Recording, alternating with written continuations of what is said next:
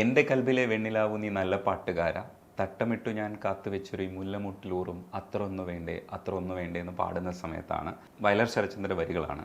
ആ സമയത്താണ് Alex Paul ശരിക്കും മനസ്സിനകത്തേക്ക് വരുന്നത്.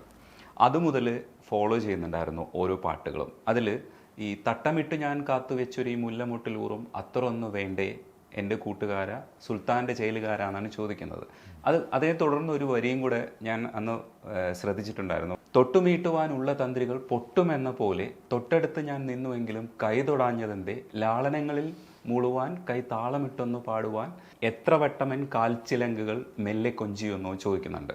അപ്പോൾ അതിനകത്തൊരു സാഹചര്യത്തിൽ ഒരു മുസ്ലിം പെൺകുട്ടി ഇങ്ങനെ സംസാരിക്കുമ്പോൾ അവളുടെ മനസ്സ് ഭയങ്കര വലുതായിട്ട് ഓപ്പൺ അപ്പായിട്ടാണ് അത് സംസാരിക്കുന്നത്. ആ സമയത്ത് ഈ പാട്ട് ഞങ്ങളിങ്ങനെ സംസാരിച്ചിട്ടുണ്ടായിരുന്നു. അന്നു മുതലാണ് ശ്രദ്ധിച്ചു തുടങ്ങിയത് ശരിക്കും അലക്സ് പോളിനെ. ആ പടം ഒരു വലിയൊരു മൈലേജ് തന്നില്ലേ ശരിക്കും? തീർച്ചയായിട്ടും. നിങ്ങൾ ലയൻസാണ് ഇപ്പോൾ പറഞ്ഞത്.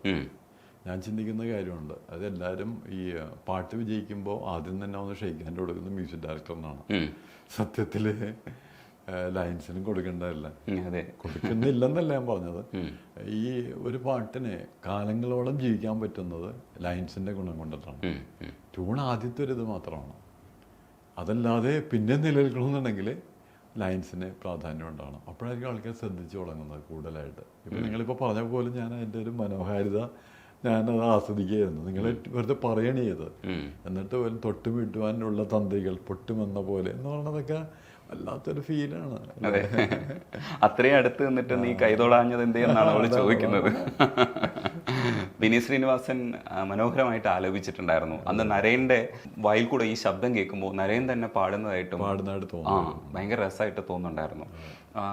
വിനീത് ഈ പാട്ടിലേക്ക് വരുന്നത് എന്ത് സാഹചര്യത്തിലായിരുന്നു? അത് ഭയങ്കര പറഞ്ഞ് വിശ്വസിക്കാത്തൊരു സംഭവം ഉണ്ടായി. കാരണം എന്ന് വെച്ചാൽ അന്ന് എൻ്റെ ജ്യേഷ്ഠൻ്റെ ഒരു റിസോർട്ട് അവിടെ പോയിട്ടുണ്ടായിരുന്നു ഫാമിലി ആയിട്ട്.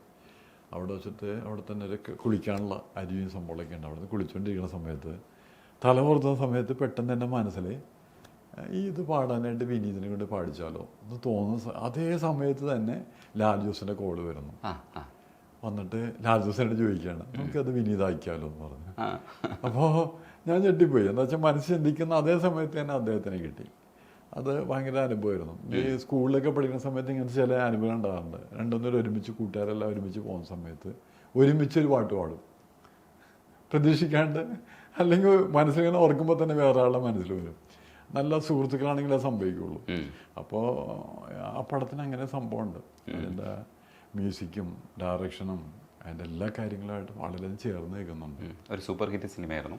അതിൽ കാത്തിരുന്ന പെണ്ണല്ലേ, കാലമേറെ ആയില്ലേ, മുള്ളുപോലെ നൊന്തില്ലേ, നോവിലിന്ന് തേനല്ലേ, പിന്നെ വൈകി വന്ന പ്രണയം തീയല്ലേ എന്ന് ചോദിക്കുന്ന ഒരു വരികളുണ്ട്. കോളേജ് വിദ്യാർത്ഥി പ്രണയമാണ് കാണിക്കുന്നത്. അതിനകത്ത് SFIക്കാരൻ സ്വപ്നം കാണുമ്പോഴും ഒക്കെ അതിനകത്ത് വരികൾ കൊണ്ടുവന്നിരിക്കുന്നത് ഇപ്പോൾ ഹരിരാമരാജകഥ പാടി വന്നൊരു പൊന്നു പൈങ്കിളി പെണ്ണല്ലേ എന്ന് ചോദിക്കുന്നുണ്ട്. അതേപോലെ തന്നെ മനോഹരി രാധേ രാധേ മുരളി എന്ന് എവിടെ പെണ്ണെ എന്ന് ചോദിക്കുന്ന സാധനങ്ങളൊക്കെ മിക്സ് ചെയ്തിട്ട് ഇതിന് വേറൊരു തലത്തിലേക്ക് കൊണ്ടുപോകുന്നുണ്ട്. ഈ ഹരിരാമരാജകഥയൊക്കെ ശരിക്കും ലാൽ ജോസ് സാറിൻ്റെ സജഷനായിരുന്നു, അതെ അലക്സ് പോൾ എന്ന് പറയുന്ന സംഗീത സംവിധായകൻ മുന്നോട്ട് വെച്ച സജഷനാണ്? അത് ഇതിൻ്റെ പിന്നിൽ വേറെ കഥയുണ്ട്. ആദ്യത്തെ പടം ചെയ്തപ്പോൾ അതിൽ മഴവിട്ട് സ്തുതികേട്ട് എന്നുള്ള പാട്ടിൻ്റെ ഇടയ്ക്ക് ഒരു മെയിൽ ഇതുണ്ട്. അപ്പോൾ അത് നിലവിലുള്ള പാട്ടിൽ നിന്ന് മാറിയിട്ട് ഡിഫറെൻ്റ് ആളുടെ സ്കെയിലാണ് ചെയ്തത്. അപ്പോൾ ആ സമയത്ത് ഗിരീഷ് പുത്തഞ്ചേരി ആയിരുന്നു അതിൻ്റെ. അപ്പോൾ ഈ മനുഷ്യനൊരു പ്രോബ്ലം എന്താണെന്ന് വെച്ചാൽ എത്ര വലിയ ആൾക്കാരാണെങ്കിലും അതുണ്ട്. ഇപ്പോൾ എൻ്റെ കേൾവിൽ എന്നുള്ള പാട്ട് ഞാനൊന്ന് മാറ്റി പാടിക്കഴിഞ്ഞാൽ നിങ്ങൾ സമ്മതിക്കില്ല, ആരും സമ്മതിക്കില്ല. അത് ഇനി സമ്മതിക്കാൻ പറ്റില്ല, സമ്മതിക്കില്ല. എത്ര നല്ലതാണെങ്കിൽ ഇപ്പോൾ സമ്മതിക്കില്ല. അപ്പോൾ ഞാനിത് പക്ഷെ ഒരു മ്യൂസിക് ഡയറക്ഷനെ സമയത്തോളം എല്ലാത്തിനും ഉൾക്കൊള്ളാൻ പറ്റണം. അത് മാറ്റി പിടിച്ചു കഴിഞ്ഞാൽ അവനത് അറിയാൻ പറ്റണം. ഈ സിനിമ കഥ ഉണ്ടാക്കുന്ന പോലെ തന്നെയാണ്. ആദ്യം ഉണ്ടാക്കുന്ന കഥയിൽ നിന്നൊക്കെ ഒരുപാട് ദൂരം സഞ്ചരിച്ചിട്ടുണ്ടാകും. പിന്നീട് അതിൽ തന്നെ ഇങ്ങനെ പിടിച്ച് തൂങ്ങൊന്നുമില്ലാരും അപ്പോഴാണ് അത് മനോഹരമാവുന്നത്. അപ്പോൾ അതുകൊണ്ട് തന്നെ ഞാനൊരു ചേഞ്ച് ആയുള്ളൊരു സ്കെയിലിൽ ഇങ്ങനെ പിടിച്ചിട്ടൊരു മെയിൽ വേർഷൻ ഉണ്ടായിരുന്നു. അപ്പോൾ ഗിരീഷ് പുത്തഞ്ചേരി എന്ന് പറയുന്ന എൻ്റെ ആദ്യത്തെ പടം കൂടിയാണല്ലോ. പുള്ളി വന്നിട്ട് പറഞ്ഞാൽ ആ പാട്ട് നശിപ്പിച്ച് കളഞ്ഞെന്നൊക്കെ പറഞ്ഞ് അങ്ങനെ പ്രശ്നമുണ്ടായി. അപ്പോൾ പെട്ടെന്ന് ആദ്യമായിട്ട് കേട്ടപ്പോൾ അതിൻ്റെ ഡയറക്ടറായ റാഫിയും ഞെട്ടിപ്പോയി, കുഴപ്പമാണെന്ന് കരുതി. അപ്പോൾ ആദ്യത്തെ പടം കൂടിയല്ലേ, എൻ്റെ ഒരു ആദ്യത്തെ പടം കൂടിയാണ്. പാട്ടിലാണെങ്കിൽ പുള്ളി ഭയങ്കര ഇഷ്ടപ്പെട്ടിരിക്കുകയായിരുന്നു. അതെന്താ കുഴപ്പമില്ല, ചിലപ്പോൾ ആർക്കും ഇഷ്ടപ്പെടില്ല എന്നൊക്കെ പുള്ളിക്കും തോന്നി. ഞാൻ എന്ത് ചെയ്യുമെന്ന് വെച്ചാൽ ഞാനൊരു സൂത്രം ഉപയോഗിച്ചു. പണ്ട് നമ്മൾ അങ്ങനെയുള്ള ചില തട്ടിപ്പൊക്കെ ചെയ്യാറുണ്ട്. എനിക്കറിയാം എൻ്റെ സൈക്കോളജി, അതായത് ഇതുകൊണ്ടിട്ടാണെന്നുള്ളത്. അല്ലാണ്ട് രാഗം നമ്മൾ ചേരാത്തതുകൊണ്ടിട്ടല്ല. ഒരു സാധനം ഇപ്പം കേട്ടിൽ നിന്ന് മാറിയ രീതി കേൾക്കുമ്പോൾ പെട്ടെന്ന് ഉൾക്കൊള്ളാൻ പറ്റില്ല. അതുകൊണ്ടിട്ടാണെന്ന് എനിക്ക് മനസ്സിലായി. അപ്പം ഞാൻ എന്ത് ചെയ്യുന്നത് വെച്ചാൽ ഇദ്ദേഹം അറിയാണ്ട് തന്നെ മറ്റുള്ള പാട്ടിൻ്റെയൊക്കെ എഴുത്ത് നടക്കുകയാണ്, ഇത് അറിയാണ്ട് തന്നെ ഞാൻ ഇപ്പുറത്തെ മുറിയുന്നുണ്ട് ഈ പാട്ട് പതുക്കില്ല ഓളിയും കുറച്ച് കേൾപ്പിക്കുകയാണ്. ദൂരെ നിന്ന് കേൾക്കുന്ന പോലെയാണ് പുള്ളി കേൾക്കുന്നത്. ഞാൻ കേട്ട് കേട്ട് കേട്ട് കുറച്ച് ഇതായി കഴിഞ്ഞപ്പോൾ ഇത് ട്രാൻസ്ഫോമായി. എന്നിട്ട് ഒരു ദിവസം റാഫി എല്ലാം കൂടി ഇരിക്കുന്ന സമയത്ത് അപ്പോൾ എനിക്കറിയാം റാഫിക്ക് ഭയങ്കര പേടിയുണ്ട് പുള്ളി പറഞ്ഞതിൽ. ഞാൻ പുതിയ ഒരാളല്ലേ, എന്താ കാണിക്കണമെന്ന് അറിയില്ലല്ലോ.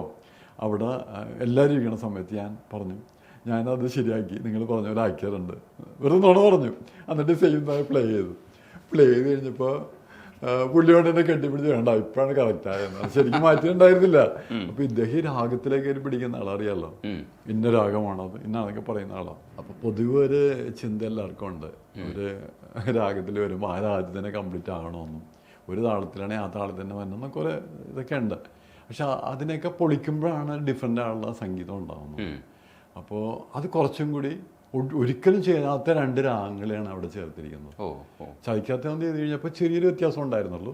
ഈ പാട്ട് അങ്ങനെയല്ല, രണ്ട് രാഗങ്ങൾ തമ്മിൽ ഒരിക്കലും ചേരൂല സാധനത്തിൽ. അങ്ങനത്തെ രണ്ട് രാഗങ്ങളെയാണ് അവിടെ ചേർത്തിരിക്കുന്നത്. കാത്തിരുന്ന പെണ്ണല്ലേ എന്ന് പെട്ടെന്ന് രാമ കഥ പാടി വന്നൊരു കാത്തിരുന്ന പെണ്ണല്ലേ, വേറെ മാറി വരെയാണത്. അത് സിമ്പിളല്ല. ഇപ്പൊ കേട്ടിട്ട് എല്ലാവരും മനസ്സിൽ പതിഞ്ഞിട്ടുണ്ട്. ആ സമയത്ത് പാടുന്ന സമയത്ത് പാട്ടുകാരൻ ഭയങ്കര ബുദ്ധിമുട്ടായിരുന്നു. അത് മ്യൂട്ട് ചെയ്യാൻ പറഞ്ഞ അവസാനം അത് കേൾക്കുമ്പോൾ അറിയാതെ സ്റ്റേജിലേക്ക് വരാൻ ബുദ്ധിമുട്ട് വരും. അതിലൊരു പ്രത്യേകത കൂടെ ഉണ്ടായിരുന്നു. അപ്പോൾ കാത്തിരുന്ന പെണ്ണല്ലേ എന്നുള്ളത് പാടുന്നതും കാലമേറെ ആയില്ല എന്ന് പാടുന്നത്, ജോസിനെ പാടുന്ന സമയത്ത് കാലമേറെയ ഒരു ഹസ്കിനെസ് കൊണ്ടുവരാൻ വേണ്ടി ശ്രമിച്ചിട്ടുണ്ട്. അന്ന് ജോസ്നയുടെ പാട്ടുകൾക്ക് അങ്ങനെ ഒരു ഹസ്കിനെസ് ഉള്ളത് കൊണ്ടാണോ അങ്ങനെ ചെയ്തത്? അതെ, അലക്സ് പോൾ എന്ന് പറയുന്ന മ്യൂസിക് ഡയറക്ടർ അങ്ങനെ ഒരു ഹസ്കിനെസ് കൊണ്ടുവന്നതാണോ അതിനകത്ത്? നിങ്ങളിങ്ങനെയൊക്കെ പറയുമ്പോൾ ഞങ്ങൾ കുടുക്കിൽ പെടുന്ന കാര്യങ്ങളാണ്. അറിയാതെ ഈ കലാകാരനൊരു പ്രശ്നം എന്താണെന്ന് പറഞ്ഞാൽ എല്ലാ കലാകാരന്മാരും ഓരോ പാവങ്ങളാണ്. എന്താ വെച്ചാൽ ഇങ്ങനെയൊക്കെ ചോദിക്കുമ്പോൾ അറിയാണ്ട് നമ്മൾ സത്യം പറഞ്ഞു കഴിഞ്ഞാൽ അത് ചിലപ്പോൾ വേറെ കുഴപ്പത്തിലേക്കൊക്കെ പോവും. ആ ഒരു കാര്യമുണ്ട്. അതായത് ഈ ജോസ്ന അന്ന് എനിക്ക് തോന്നുന്ന ആ പാട്ട് പാടാൻ വേണ്ടി ഏതാണ്ട് ഒരു ദിവസമായിട്ട് എടുത്തു. സാധാരണ ജോസ്ന സിനിമ ആ സമയത്തും പാട്ടൊക്കെ പാടിയിരുന്നതാണ് പുള്ളിക്കാരത്തി. ഒരു അരമണിക്കൂറുണ്ട് 1 മണിക്കൂറുണ്ട് പാടിയിട്ട് പോകണ്ട. രാവിലെ പോലെ പാടുന്നു, വൈകുന്നേരമായിട്ടും പാട്ട് ശരിയായിട്ടില്ല. എന്ന് വെച്ചാൽ കറക്ഷൻസ് എൻ്റെ മനസ്സിലുള്ള ഇതിലേക്കാണ് വരുന്നില്ല. ഇങ്ങനെ എനിക്ക് എടുക്കണം. അതായത് ഈ നമ്മളെപ്പോഴേ ഒരു ഗ്ലാസ് നിങ്ങൾക്ക് വെള്ളം നന്ദിയായിരിക്കാം, നിങ്ങൾ കുടിക്കും. പക്ഷെ നിങ്ങളൊന്ന് സൂക്ഷ്മമായിട്ട് നോക്കുമ്പോഴേക്കും ചിലപ്പോൾ അങ്ങനെ ഒരു വൃത്തിയുടെ അളക്കുകയാണെങ്കിൽ നിങ്ങൾ നോക്കുക, അല്ലെങ്കിൽ ഒരു ലെൻസ് വെച്ചൊക്കെ നോക്കുമ്പോൾ ചിലപ്പോൾ അത് അഴുക്കാണ്ട് പിടിക്കാൻ പറ്റുമെന്ന് പറഞ്ഞ പോലെ മൈന്യൂട്ടായുള്ള ചില കറക്ഷൻസ് ഉണ്ടല്ലോ. അതിനു വേണ്ടിയുള്ള ഒരു ഞാൻ നടത്തി വന്നു കഴിഞ്ഞപ്പോൾ ഒരു മനുഷ്യശ്രീയല്ലേ പാടുന്നത്. അന്ന് അതൊന്നും ചിന്തിക്കണില്ല. ശരി കഷ്ടമാണ്. രാവിലെ വരെ വൈകുന്നേരം വരെ. അവസാനം ഒരു 3 മണിയൊക്കെ 3:30 മണിയൊക്കെ ആയി കഴിഞ്ഞപ്പോൾ പുറകിൽ പുള്ളിക്കാരത്തെ ഫാദർ ഉണ്ടായിരുന്നു. ഫാദർ വന്ന് തന്നെ സാർ ഇത് കുഴപ്പമില്ല എന്ന് പറഞ്ഞു. അതായത് ഏത് ഫാദറും പറഞ്ഞു പോകും, ഒരവസ്ഥയാണ്. അപ്പോൾ ഞാൻ പെട്ടെന്ന് ഓർത്തില്ല ഫാദറാണെന്ന് ആരാണെന്ന് ഓർത്തില്ല. ഞാൻ ഇതിൽ നിൽക്കുകയാണ്, ഫുള്ള് ഇൻവോൾവ് ആയിട്ട് നിൽക്കുകയാണ്. ഞാൻ അവനെ പുറത്തു പോകണമെന്ന് പറഞ്ഞറിയാതെ അറിയാണ്ട് പറഞ്ഞു പോയതാ. പറഞ്ഞു കഴിഞ്ഞപ്പോൾ തന്നെ എനിക്ക് ഭയങ്കര വിഷമമായിപ്പോയി, എന്ത് കഷ്ടമായിപ്പോയി. ഒരിക്കലും പറയാൻ പാടില്ല. ഇപ്പം എൻ്റെ മോളായിട്ടൊരു സംഭവത്തിന് വന്നു കഴിഞ്ഞിട്ട് അപ്പനോട് പുറത്തേക്ക് ഇറങ്ങണം എന്ന് പറഞ്ഞാൽ പ്രശ്നമല്ലേ. സാറിൻ്റെ ആരും തന്നെ അങ്ങനെ ഒന്നും ഇരിക്കാറില്ല. അങ്ങനെ വന്നു കഴിഞ്ഞപ്പോൾ പിന്നെ മോശമല്ലേ അത്. എനിക്ക് പിന്നെ ഒന്നും നടക്കണില്ല, അടുത്ത് പാടിക്കാനും പറ്റണില്ല, പറഞ്ഞും പോയി. ആ ഒരു അല്ലെങ്കിൽ ലയിച്ച് നിൽക്കുമ്പോൾ സംഭവിച്ചാണ്. ഞാൻ അങ്ങനെ ആലോചിക്കാറുണ്ട്, പണ്ടത്തെ ഈ സന്യാസിമാരില്ലേ, അവർ തപസ് എടുക്കുന്ന സമയത്ത് ശപിക്കുമെന്ന് പറയും അല്ലേ. ഇത്ര നല്ല മനസ്സിന് പവറുള്ള അവരിങ്ങനെ ശപിക്കേണ്ട കാര്യം എന്താണെന്നൊക്കെ ചിന്തിച്ചിട്ടുണ്ട്. അതെന്തുകൊണ്ടാന്ന് വെച്ചാൽ ഇൻവോൾവ്മെന്റ് ഒരുപാടായി കഴിയുമ്പോൾ അതിൽ തന്നെ ലയിച്ചിരിക്കുമ്പോൾ അതിനെ ഡിസ്റ്റർബ് ചെയ്യുന്ന ഒന്നും അവർ അനുവദിക്കില്ല. അപ്പം അറിയാണ്ട് ആ ഒരു പവറിൽ പറഞ്ഞോളാം എന്ന് പറഞ്ഞ പോലെ പെട്ടുപോയി. അവൻ അവിടെ വർക്ക് നിർത്തി. കുറച്ചു നേരം പതുക്കെ പുറത്തിറങ്ങി. പുള്ളി പുറത്തുണ്ട്. ചെന്ന് കഴിഞ്ഞപ്പോൾ ഞാൻ വിചാരിച്ച പോലെ പുള്ളിക്ക് അത് ഫീൽ ചെയ്തില്ല. പുള്ളി റൈറ്റ് ആളെ രീതി തന്നെ എടുത്തെന്ന് മാത്രമല്ല, പുള്ളി എന്നോട് ഭയങ്കര ക്ലോസ് ആയി. അപ്പോൾ ഞാൻ ഈ ഒരു അവസരത്തിൽ പുള്ളിനോട് ക്ഷമ ചോദിക്കുകയാണ്. അതങ്ങനെ ഒരിക്കലും പറയാൻ പാടില്ലാത്തതായിരുന്നു. പക്ഷേ പുള്ളി അത് ഒരിക്കലും മനസ്സിൽ വെച്ചിട്ടില്ലെന്ന് മാത്രമല്ല, എന്നോട് ഭയങ്കര ഇഷ്ടമായിരുന്നു. എന്ന് വെച്ചാൽ എൻ്റെ ആത്മാർത്ഥത പുള്ളി തിരിച്ചറിഞ്ഞെന്നാണ് എനിക്ക് തോന്നുന്നത്. പിന്നീട് ഒരുപാട് പാട്ട് ജോസ്നയ്ക്ക് ഞാൻ കൊടുത്തിട്ടുണ്ട്. അപ്പോൾ ആ കഷ്ടപ്പാടിൻ്റെയൊക്കെ ഒരു ഫലമാണ് ഇങ്ങനെ ആ പാട്ട് ഇപ്പോഴും നമുക്ക് കേൾക്കാൻ പറ്റിയ ഒരു പാട്ടാണ്. തീർച്ചയായിട്ടും. അപ്പോൾ അതിൽ അദ്ദേഹത്തിൻ്റെ ഒരു വേദൻ്റെ ഒരു സംഭവമൊക്കെ ഉണ്ട് അതിലല്ലേ. എൻ്റെ ഉണ്ട്. ഞാൻ ചിന്തിക്കുമ്പോൾ അതാണ് എപ്പോഴും നമ്മളെ ഈ ബൈബിളിലൊരു സംഭവം പറയുന്നുണ്ട്, നമ്മൾ പുറത്തേക്ക് പോകുന്നത് ശ്രദ്ധിക്കണമെന്ന്. ഒരു വാക്ക് പറഞ്ഞു പോയി തിരിച്ചെടുക്കാൻ പറ്റില്ല ആരോടാണെങ്കിലും, അത് ഏത് വികാരത്തിൻ്റെ പുറത്താണെങ്കിലും. അങ്ങനെ സംഭവിച്ചു കഴിഞ്ഞപ്പോൾ ചെന്നിട്ട് പുള്ളിയെടുത്ത് എനിക്ക് ക്ഷമിക്കാനും പറ്റുന്നില്ല. പക്ഷെ അത് വേണ്ടിയൊന്നുമില്ല. പുള്ളി വന്നു കഴിഞ്ഞിട്ട് ഭയങ്കര ക്ലോസ് ആയിട്ട് എന്നോട് സംസാരിക്കുകയും ഒക്കെ ചെയ്തു. ഒന്നും തോന്നി പുള്ളി കാണിച്ചിട്ടുണ്ടാവില്ലെന്ന് എനിക്ക് വിചാരിക്കണം. തീർച്ചയായിട്ടും. അതിലൊരു പാട്ടും കൂടെ പരാമർശിക്കാതെ പോകാൻ പറ്റില്ല. ചില്ലുജാലക വാതിലിൽ തിരച്ചിലഞ്ഞൊറിയുമ്പോൾ മെല്ലെ ഒന്ന് കിളിങ്ങിയോ കൈവളകൾ അറിയാതെ, മഞ്ജരി പാടിയതാ. മഞ്ജരിയുടെ ആദ്യത്തെ ടോപ്പ് പാട്ടുകളിൽ ഒന്നായിട്ട് കേട്ടിട്ടുള്ളതാണ്. അതിന് ശേഷമാണ് മുറ്റത്തെ മുല്ലേ ചൊല്ലുമൊക്കെ വരുന്നത്. ആ പാട്ട് മഞ്ജരിയെ കൊണ്ട് തന്നെ അത്തരം ഒരു വോയിസ് എന്തുകൊണ്ട് സെലക്ട് ചെയ്തു എന്ന് ഓർമ്മയുണ്ടോ ഇപ്പോൾ? ചില്ലുജാലക വാതിൽ എന്നുള്ള പാട്ട് സത്യത്തിൽ എൻ്റെ കൽബിന് പകരം ചെയ്തതാണ് പുള്ളി. പക്ഷെ എനിക്ക് ഭയങ്കര വേദന തോന്നി. കാരണം എന്താ വെച്ചാൽ മനോഹരമായിട്ട് വരികളാണ്, പക്ഷേ എൻ്റെ മനസ്സൊരിക്കലും ആ സിറ്റുവേഷനിൽ പറ്റിയതല്ല എന്ന് പറയുന്നുണ്ടായിരുന്നു. ഒരു സാഹിത്യാനെ സംബന്ധിച്ചോളം ഓക്കെയാണ്. അപ്പോൾ കേരളത്തിലെല്ലാവരും ജനങ്ങളെല്ലാം സാഹിത്യകാരന്മാരായിരുന്നെങ്കിൽ ആ പാട്ട് മതിയായിരുന്നു.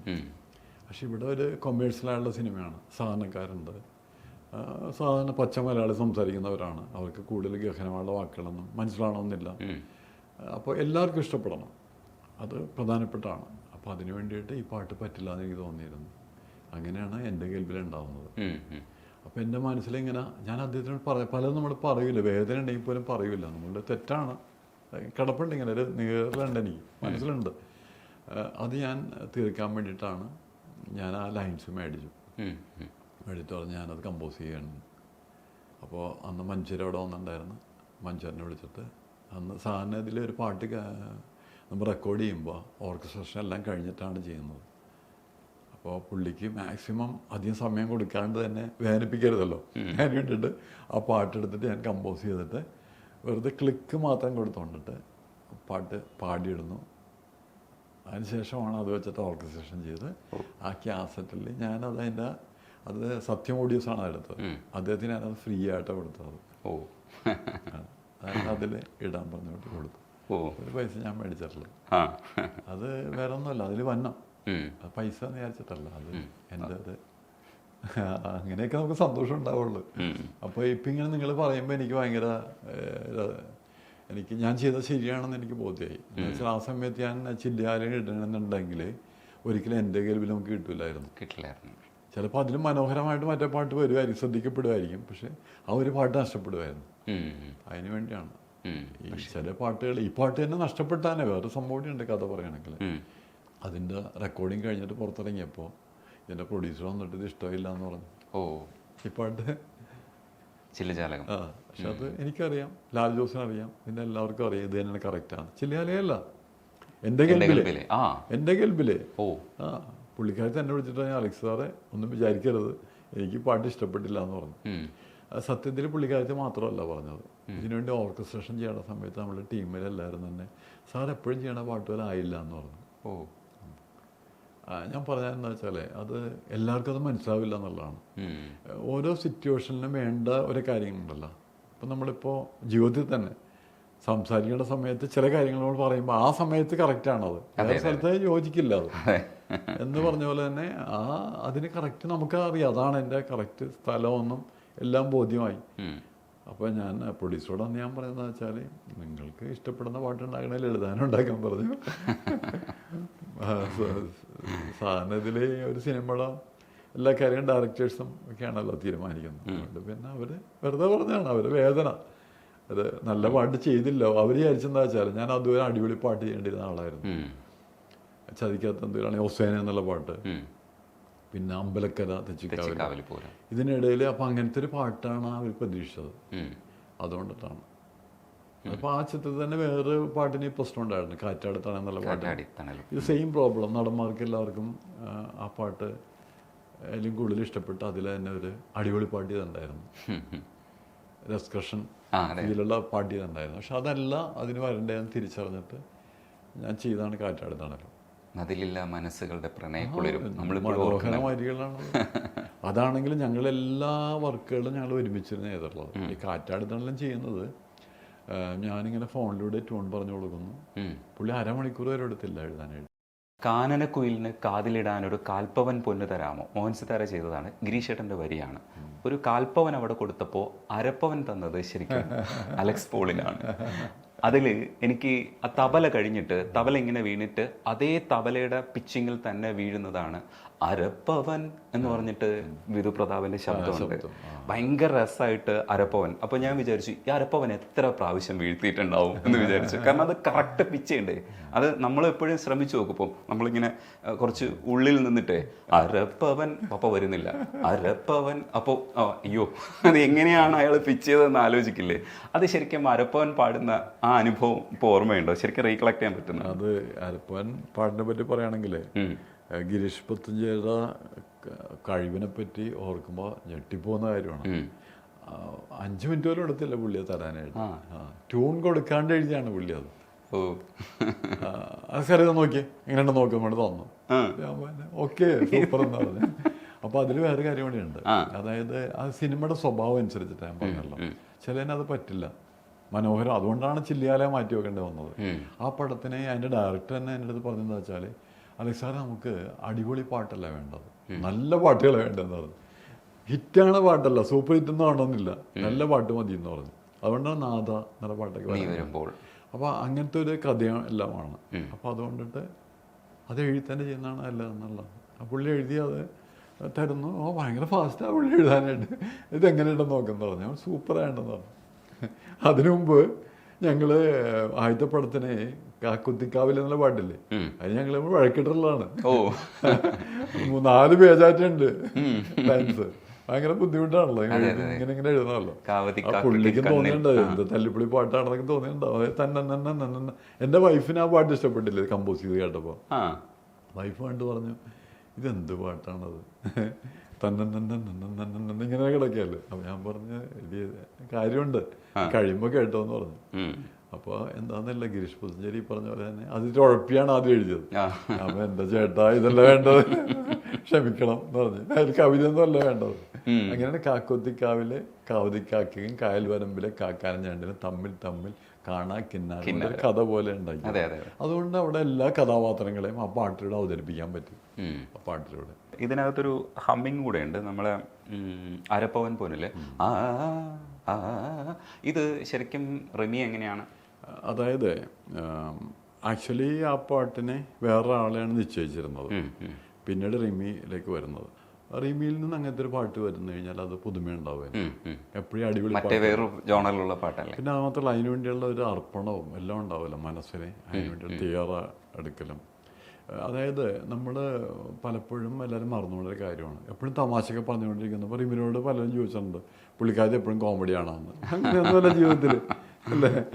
അവർ ജീവിക്കാൻ വേണ്ടി കോമഡി പറഞ്ഞിരിക്കണേ. അപ്പോൾ എന്ന് പറഞ്ഞ പോലെ തന്നെയാണ് ഒരു അടിപൊളി പാട്ട് പാടുന്നതാൾക്ക് മെലഡി പാടാൻ പറ്റും നന്നായിട്ട്. അതിനുവേണ്ടിയുള്ള ഒരു ശ്രമമായിരുന്നു. അപ്പോൾ റിമിയുടെ ലൈഫിൽ എനിക്ക് തോന്നണത് ഏറ്റവും നല്ല പാട്ടെന്ന് വേണമെങ്കിൽ പറയാവുന്നൊരു പാട്ടായിട്ട് പുള്ളിക്കാരത്ത് പറയുമെന്നാണ് ഞാൻ വിശ്വസിക്കുന്നത്. ഇപ്പോൾ അമ്പലക്കര തെച്ചിക്കാവിൽ പൂരം എന്ന് പറയുന്ന പാട്ട് പാടിയിരിക്കുന്ന ഒരു സ്റ്റൈലുണ്ട്. എം.ജി. ശ്രീകുമാർ അത് പാടിയിരിക്കുന്നത് ഒരു കൊഴിഞ്ഞു മറിഞ്ഞൊരു സ്റ്റൈലാണ്. കാരണം ആ സിറ്റുവേഷന് യോജിക്കുന്ന രീതിയിലാണ്. ഒരുപക്ഷെ ആ പാട്ടായിരിക്കാം അടുത്ത പടത്തിലും അതേപോലെ റഹ്മാൻ ഒരു പാട്ട് കൊടുക്കുന്നുണ്ട്. അതിന് കാരണമായത് രാജമാണിക്യത്തിലെ പാട്ടുണ്ടല്ലോ, ആ പാട്ടിന് കാരണമായത് ഈ ഒരു സ്റ്റൈലാണെന്ന് തോന്നുന്നു. അത് എല്ലാവർക്കും ആക്സെപ്റ്റൻസ് വന്നു. പിന്നെ മമ്മൂക്ക ചിത്രങ്ങളിൽ തുടർച്ചയായിട്ട് പാട്ട് ചെയ്തിട്ടുണ്ട് അലക്സ് പോൾ. ആ പാട്ട് പിച്ച് ചെയ്യുന്ന സമയത്ത് ഇതേപോലെ എന്തൊക്കെ തരത്തിൽ ആശങ്കയുണ്ടായിരുന്നു? ഇല്ലെങ്കിൽ അങ്ങനെ ഒരു സ്റ്റൈൽ ഒരു നാടൻ സ്റ്റൈലാണോ? എവിടെ നിന്നാണ് ഇത് പിടിച്ചത്? എന്താണ് അതിൻ്റെ പിന്നിലൊരു ഒരു ഒരു ഇൻസ്പിറേഷൻ?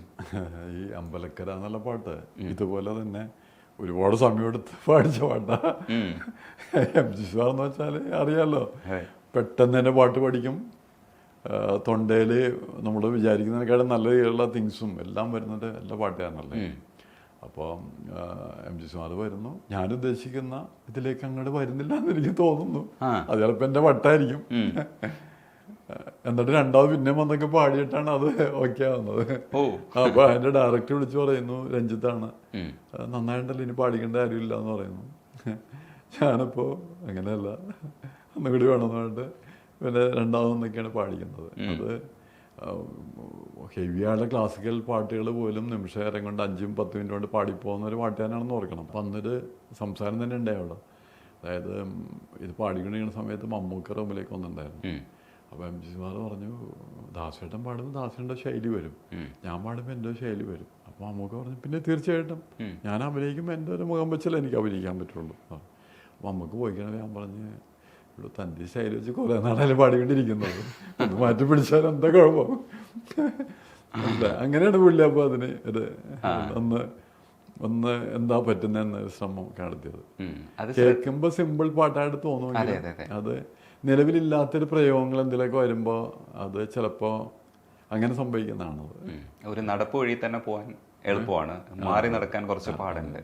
പാടിൻ്റെ ഒന്നുമല്ല, അതെന്തോ ചിലപ്പോൾ ഒരു പക്ഷേ ആ സമയത്ത് എം ജി ശ്രീകുമാറിനെ ഞാൻ ചെയ്തേക്കണ ഭംഗിയില്ലെന്നൊക്കെ തോന്നിയിട്ടുണ്ടാകും ചിലപ്പോൾ. മേ ബി മനുഷ്യരല്ലേ, തോന്നാറില്ല. അപ്പം ഞാൻ നിങ്ങളെ കൊണ്ട് ഒരുപാട് സിനിമയിൽ അഭിനയിക്കാൻ വേണ്ടി വിളിക്കുന്നു, ഞാൻ ഡയറക്റ്റ് ചെയ്യുന്നു, നിങ്ങൾ സാധനം ചെയ്യാൻ പറയുന്നു, നിങ്ങൾക്ക് തോന്നണേ ഞാൻ ഇങ്ങനെയല്ല ചെയ്യേണ്ടത്, വേറെയിലാണെന്ന് നിങ്ങളുടെ മനസ്സിൽ ചിന്ത വരാമല്ലോ, അതുപോലെ തോന്നിയിട്ടുണ്ടായിരിക്കാം. ഫൈനലി ഒരു രക്ഷയില്ലാന്ന് മനസ്സിലായി. അല്ലെങ്കിൽ അവസാനം ഞാൻ പറഞ്ഞ പോലെ തന്നെ പുള്ളിക്കാരൻ പാടേണ്ടി വന്ന്. അതാണ് കാര്യം. അതൊരു എന്താ വെച്ചാൽ ചിലപ്പോൾ ഒരു വൾഗറായിട്ട് പുള്ളിക്ക് തോന്നിയിട്ടുണ്ടാവും, പൂരം നിങ്ങൾ പറഞ്ഞ ഒരു ബോറായിട്ട് പുള്ളിക്ക് തോന്നിയിട്ടുണ്ടാവും. പക്ഷേ എനിക്കറിയാം ആ സിറ്റുവേഷൻ അതാ വേണ്ടത്, അതാണ്. പക്ഷെ ഒരുപാട് പാട്ടുകൾ എം ജി ശ്രീകുമാർ അങ്ങനത്തെ പാടിയിട്ടുണ്ട്, അങ്ങനത്തെ സ്റ്റൈൽ വരുത്തുന്ന പാട്ടുകൾ ലാലേട്ടന് വേണ്ടിയിട്ടൊക്കെ അങ്ങനെയൊക്കെ വഴക്കമുള്ള ഒരു ഉണ്ട്. അതുകൊണ്ടാണല്ലോ എം ജി ശ്രീകുമാറിനെ വിളിച്ചത്. അപ്പൊ അതിൽ നിന്നും ഒന്ന് മാറിയിരിക്കുന്നതാണ്. അത് എം ജി ശ്രീകുമാറിനെ അറിയാൻ പറ്റുള്ളൂ എന്താണെന്നുള്ളത്. ചിലപ്പോൾ എന്തെങ്കിലുമൊക്കെ പുള്ളി പറയുമായിരിക്കാം അന്ന് സംഭവിച്ചെന്താണെന്നുള്ളത്. പുള്ളിക്ക് അത് 5 മിനിറ്റ് കൊണ്ട് പാടാവുന്ന കാര്യമാണ്. പക്ഷെ ആ സമയത്ത് ടൈം എടുത്തു. പിന്നീട് പോയിട്ട് പിന്നെ രണ്ടാമതൊന്ന് പാടി. ഏതായാലും പാട്ട് സൂപ്പർ ഹിറ്റായി കഴിഞ്ഞപ്പോൾ. ഇത് ഹിറ്റായതുകൊണ്ടാണോ മറ്റേ പാണ്ടിമേളം ഉണ്ടാവാൻ കാരണം? ഓർമ്മയുണ്ടോ അന്നത്തെ സമയത്ത്? തുടർച്ചയായിട്ട് വന്നിട്ടുള്ള സിനിമകളാണ്. എനിക്ക് ഇതുവരെയായിട്ട് ഒരു പടത്തിലും ഈ രണ്ടാമത്തെ ഒരു ട്യൂൺ എന്നുള്ള സംഭവം എനിക്ക് ചെയ്യാൻ പറ്റിയിട്ടില്ല. ഇവർ വന്നിട്ടൊരു സിറ്റുവേഷൻ പറയുന്നു, ഒരു ട്യൂൺ വരും, അത് മിക്കവാറും തന്നെ അപ്പം തന്നെ വരാറുണ്ട്, സമയം എടുക്കാറില്ല. ഞാൻ പിന്നെ എൻ്റെ റെക്കോർഡ് പ്ലേയിൽ മൂളിയിടും, ആരും കേൾക്കാതെ. പിന്നീട് അന്ന് കേട്ട് നോക്കിയിട്ട് അതിനെ കറക്ഷനൊക്കെ വെച്ചിട്ട് കേൾപ്പിക്കുമ്പോൾ അവർ ഓക്കെ എന്ന് പറയാറുണ്ട്. അപ്പോൾ അതുപോലെ തന്നെ ഉണ്ടായിട്ടുള്ളതാണ് അമ്പലക്കര ആണെങ്കിലും മറ്റേത്. അമ്പലക്കരയ്ക്ക് ചെറിയ വ്യത്യാസമുണ്ട്. അമ്പലക്കരയിൽ രണ്ടാമത്തെ സിനിമയാണ് എനിക്ക്, ബ്ലാക്ക്. അപ്പോൾ ഈ ചതിക്കാത്തൊന്നും എല്ലാ പാട്ടും ഹിറ്റായിക്കപ്പോൾ ഞാൻ വിചാരിച്ചു എൻ്റെ പുറകിൽ ആൾക്കാർ കൂടുമെന്ന് കരുതി. ഒരുപാട് പേര് ഒരാളും വന്നില്ല. ഒരു വർഷം കഴിഞ്ഞിട്ട് ചേട്ടൻ തന്നെ വേണ്ടി വന്നു. ലാലിൻ്റെ പടമാണ് അത്, ബ്ലാക്ക്. അങ്ങനെയാണ്. അതിലൊരു പാട്ടേ ഉള്ളൂ. ആ പാട്ട് പൊളിഞ്ഞു കഴിഞ്ഞാൽ പിന്നെ വീട്ടിലിരിക്കേണ്ടി വരും. ഞാനാണ് നിലവിലുള്ള എൻ്റെ എല്ലാ വർക്കും നിർത്തിവെച്ചിട്ടാണ് ഇതിനു വേണ്ടി ഇറങ്ങിയത്. എൻ്റെ ആദ്യത്തെ ചിത്രത്തിൽ 5 പാട്ടും ഒറ്റ ട്യൂണേ ഞാൻ കേൾപ്പിച്ചിട്ടുള്ളൂ. അതെല്ലാം റാഫിക്കും മെക്കാഡിനും ഇഷ്ടപ്പെട്ടിട്ടുണ്ട്. അങ്ങനെയാണ് അതെല്ലാം ആവുന്നത്. പക്ഷെ ഇതിൽ ഞാൻ എന്ത് ചെയ്യുന്നത് വെച്ചാൽ 5 ട്യൂണുകൾ കമ്പോസ് ചെയ്ത് വെച്ചു. എന്നിട്ട് ആദ്യത്തെ കേൾപ്പിക്കുന്നു രഞ്ജിത്തിനെ. രഞ്ജിത്ത് നോക്കിയെന്ന് പറഞ്ഞു. അതല്ല ഒരു 4 വേണ്ട, ഇത് തന്നെ മതി. പുള്ളി സമ്മതിച്ചില്ല. അങ്ങനെ എപ്പോഴും ആ ഒരു സംഭവം ഉണ്ട്. ചിലർക്ക് ചില ശാപം എന്ന് പറഞ്ഞ പോലെ ആയിരിക്കും ചിലപ്പോൾ. അതായത് രണ്ടാമത്തേനുള്ള സാധ്യതയില്ല, ആദ്യത്തെ തന്നെ ഓക്കെ എന്ന് പറയാറുണ്ട്, അടുത്തേക്ക് പോകാൻ പറ്റൂല. ഈ പിടിയാന എന്ന പാട്ടിൽ ശരിക്കും വിനീതിനെയാണ് ഉപയോഗിച്ചിരിക്കുന്നത്. അന്ന് മമ്മൂക്കയുടെ വോയിസും വിനീതിൻ്റെ വോയിസും എന്ന് പറയുന്നത് നമ്മൾ അങ്ങനെ മാച്ച് ആവുമെന്ന് വിചാരിക്കാത്തൊരു സ്പേസിലാണ് വിനീത് ശ്രീനിവാസൻ അത് പാടണം എന്നുള്ള ഡിസിഷൻ എടുക്കുന്നത്. പക്ഷേ അതെങ്ങനെയാണെന്നുള്ളത് ഒരുപക്ഷെ വിനീതിന് പോലും കറക്റ്റായിട്ട് മനസ്സിലായിട്ടില്ല. പക്ഷേ പാട്ട് വന്നപ്പോഴത്തേക്ക് രസമുള്ള പാട്ടായിരുന്നു. അതും ഇതേപോലൊരു പ്രത്യേക താളത്തിലും സ്റ്റൈലിലും ഉള്ളൊരു പാട്ടായിരുന്നു. അതെങ്ങനെയാണ് അന്ന് അത് വിനീതിൻ്റെ ശബ്ദം തന്നെ മതിയെന്ന് തീരുമാനിക്കുന്നത്? അത് ചില സന്ദർഭത്തിൽ നമ്മൾ കടുംപിടുത്തമൊന്നും പിടിക്കാൻ പറ്റില്ല. ആ സിറ്റുവേഷൻ വേണ്ടിയിട്ട് മമ്മൂക്കയുടെ സജഷനായിരുന്നു. മമ്മൂക്കയുടെ വൈഫാണ് റെക്കമെൻഡ് ചെയ്യുന്നത്, വിനീതിനെ വെച്ചെന്ന് പഠിച്ചാലാണ്. അപ്പം ഞാൻ ആലോചിക്കുന്നത്, ഞാൻ ഈ പരീക്ഷണം ചെയ്യാൻ വേണ്ടി ഇഷ്ടമുള്ള ആളാണ്. അപ്പോൾ ഒരിക്കലും ചേരാത്ത ഒരു വോയിസ് നമ്മൾ ചേർക്കുക എനിക്ക് രസകരമായിട്ട് തോന്നിയത്. അല്ലാണ്ട് ഞാൻ നെഗറ്റീവായിട്ടല്ല എടുത്തത്. അപ്പോൾ അതിനെന്താ ചെയ്യേണ്ടത്? ഞാൻ തന്നെ ഇതൊക്കെ പറയാൻ പാടില്ല, സാങ്കേതികമായുള്ള കാര്യങ്ങളാണ്. വിനീതിൻ്റെ വോയിസ് 4 ട്രാക്കിൽ പാടിച്ചിട്ടുണ്ട്. അത് ഡീറ്റൊക്കെ ചെയ്യാനുള്ളതാണ്. 4 ട്രാക്കിൽ പാടിച്ചിട്ട് അതെല്ലാം കൂടി മിക്സ് ചെയ്ത് ഒരു വേറെ പ്രത്യേക സോഫ്റ്റ്വെയർ ഉണ്ട്, അതിലൂടെ കൊണ്ടുവന്നിട്ട് ഇതിൻ്റെ പൊസിഷൻസ് ഇത്തിരി മാറിക്കിടക്കും രണ്ടാമത് പാടുമ്പോൾ. ഗ്രൂപ്പ് സോങ് പോലെ തോന്നിപ്പിക്കാൻ പാടില്ല. അങ്ങനെ ചെയ്ത് അതിൻ്റെ ടോൺ അഡ്ജസ്റ്റ് ചെയ്ത് അങ്ങനെയാണ് അതിലേക്ക് കൊണ്ടുവന്നിരിക്കുന്നത്. പക്ഷേ നല്ല രസമായിട്ട് വന്നിട്ടുണ്ട്. എനിക്ക് ഭയങ്കര അനുഭവമായിരുന്നു അത്. എന്താ വെച്ചാൽ അത് നിങ്ങൾ കേട്ടോളൂ, എനിക്ക് കേൾക്കുമ്പോൾ അറിയാതെ അതിൻ്റെ വോയിസ് മമ്മൂക്കയുടെ വോയിസിലേക്ക് കൊണ്ടുപോകാനാണ് അത്. ഈ വ്യത്യസ്തമായ വോയിസ് ഉപയോഗിക്കുന്നതിൽ ഇഷ്ടമല്ലേ ഇഷ്ടമല്ലേ എന്നുള്ള പാട്ടിൽ ഷഹബാസ് അമനെ ഉപയോഗിച്ചപ്പോൾ അതിൻ്റെ ഇടയ്ക്ക് വരുന്ന വരികളൊക്കെ ഭയങ്കര സുഖമായിട്ട് വന്നിട്ടുണ്ടായിരുന്നു. അപ്പോൾ ശരിക്കും അത് അതിന് മുമ്പ് എനിക്ക് തോന്നുന്നു വിദ്യാസാഗർ ഷഹബാസ് അമനെ കൊണ്ട് ചാന്തുകുടഞ്ഞൊരു സൂര്യമാനത്ത് ചാന്തുകൂട്ടിലെ പാട്ട് പാടിച്ചിട്ടുണ്ടായിരുന്നു. ഷഹബാസ് അമനിലേക്ക് എത്തിയത് എങ്ങനെയാണ്? ഷഹബാസ് അമന ഞാൻ നേരത്തെ പറഞ്ഞല്ലോ, നമ്മളിങ്ങനെ ഓരോ പാട്ടുകാരെ നമ്മളെ കണ്ടെത്തുന്ന ഒരിക്കലും പാട്ടുകാരൻ നമ്മുടെ അടുത്തേക്ക് വരിക, അതല്ലെങ്കിൽ ആരെ റെക്കമെൻഡ് ചെയ്യുക. ചിലപ്പോൾ കൂട്ടുകാരായിരിക്കും. ഞാനൊരു പാട്ടുകാരനെ കണ്ട് ഇങ്ങനെ കണ്ട വരാൻ പറഞ്ഞു. ഞാൻ ആരെ ഇതുവരെയായിട്ടും പിന്നത്തേക്ക് വെക്കാറില്ല. സാധാരണത്തിൽ അങ്ങനെ സംഭവമുണ്ട്. പലർക്കും വിശ്വസിക്കാൻ പറ്റില്ല. ഒരു പാട്ടുകാരൻ വിളിക്കുകയാണ്, എങ്ങനെ നമ്പറൊക്കെ സംഘടിപ്പിച്ച് വിളിക്കുകയാണ്. ഞാൻ സാറേ ഞാനൊരു പാട്ടുകാരനാണെന്ന് പറഞ്ഞാൽ ഒരു കാര്യം ചെയ്യും, ഇപ്പം തന്നെ വന്നോളൂ എന്ന് പറയുള്ളൂ. ഞാൻ വേറെ സമയത്തേക്ക് വെക്കില്ല. അങ്ങനെ ഒരു സ്വഭാവം ഉണ്ട് എനിക്ക്. അപ്പം തന്നെ ഓഡിഷൻ ചെയ്യും. അപ്പം തന്നെ സ്റ്റുഡിയോയിലാണെങ്കിൽ അവിടെ വരാൻ പറയും. എന്നിട്ട് കേൾക്കും. എന്താ വെച്ചാൽ നമുക്ക് അറിയില്ല എന്നേ നമ്മുടെ മുന്നിലേക്ക് എന്നവൻ. ഞാനിപ്പോൾ നിങ്ങളെ കാണുന്നത് എന്നെക്കാട്ടിയൊക്കെ ഭയങ്കര സെൻസും വിവരവും ഉള്ള ഒരാളായിട്ടാണ്. നിങ്ങളെ മാത്രമല്ല എല്ലാവരും ഞാൻ അങ്ങനെ കാണുള്ളൂ അല്ലേ. നമ്മൾ വിലയിടാൻ പാടില്ല. ഞാൻ ഭയങ്കര സംഭവമാണെന്ന് വിടുന്നത് ശരിയല്ല. അപ്പം അങ്ങനെ ആയിരിക്കാം. എപ്പോഴും ആരാ എന്നെന്ന് അറിയാൻ പറ്റില്ല. അപ്പോൾ അതുകൊണ്ട് അത് ദൈവത്തിൻ്റെ നിയോഗം പോലെയാണ്. അപ്പോൾ അതുകൊണ്ടിട്ട് എല്ലാം ചെയ്യാറുണ്ട്. അപ്പോൾ ഈ ഒരു പാട്ടെന്ന് പറയുന്നത് ലാൽ ജോസ് ഇങ്ങനെ പുള്ളി പറഞ്ഞു, നമുക്ക് ഷഹബാസ് ഒരു പാട്ടുകാരുണ്ട് അത് നോക്കുമെന്ന് പറഞ്ഞു. അങ്ങനെ പുള്ളി വരുന്നു. ആ പാട്ട് എൻ്റെ വീട്ടിലെ ഹോം സ്റ്റുഡിയോയിൽ വെച്ച് റെക്കോർഡ് ചെയ്തത്. അങ്ങനെ പ്രത്യേകത അതിൽ കൂട്ടുകാരി എന്ന് പാടുന്നത് എനിക്ക് തോന്നുന്നു അത് ഷഹബാസ് അമൻ്റെ വോയിസ്. ഇനി ആർക്കും അത് റിപ്പീറ്റ് ചെയ്യാൻ പറ്റില്ല. ആ കൂട്ടുകാരി എന്ന് പാടുന്ന സാധനം ഉണ്ടല്ലോ, ഭയങ്കര ക്യൂട്ടായിട്ട് പാടിയിട്ടുണ്ടായിരുന്നു. അദ്ദേഹം ഞാൻ പറഞ്ഞല്ലോ വീട്ടിലെ സ്റ്റുഡിയോയിലാണ്. വീട്ടിൽ വരുന്നു, ഞങ്ങൾ പിന്നെ കറങ്ങാനൊക്കെ പോയി ചായ കുടിച്ചു വന്ന് അങ്ങനെ എൻ്റെ നല്ല സുഹൃത്താണ് പുള്ളി. എന്ന് വെച്ചിട്ട് എപ്പോഴും കാണാറൊന്നുമില്ല, ഇപ്പോൾ കുറേ നാളായി. അപ്പോൾ എനിക്ക് അദ്ദേഹത്തിന് ഭയങ്കര ഇഷ്ടപ്പെട്ട അയാളുടെ ക്യാരക്ടർ. അപ്പോൾ അതും പ്രധാനപ്പെട്ടാണ്. അങ്ങനെ ആണ് ഈ പാട്ടിലേക്ക് പോകുന്നത്. എൻ്റെ സ്റ്റുഡിയോയിൽ വെച്ച് പാടിക്കാൻ കരുതി. അപ്പോൾ ആ പാട്ട് പാടുമ്പോൾ ഞാനും ഷഹബാസ് മാത്രം ഉണ്ടായിരുന്നല്ലോ.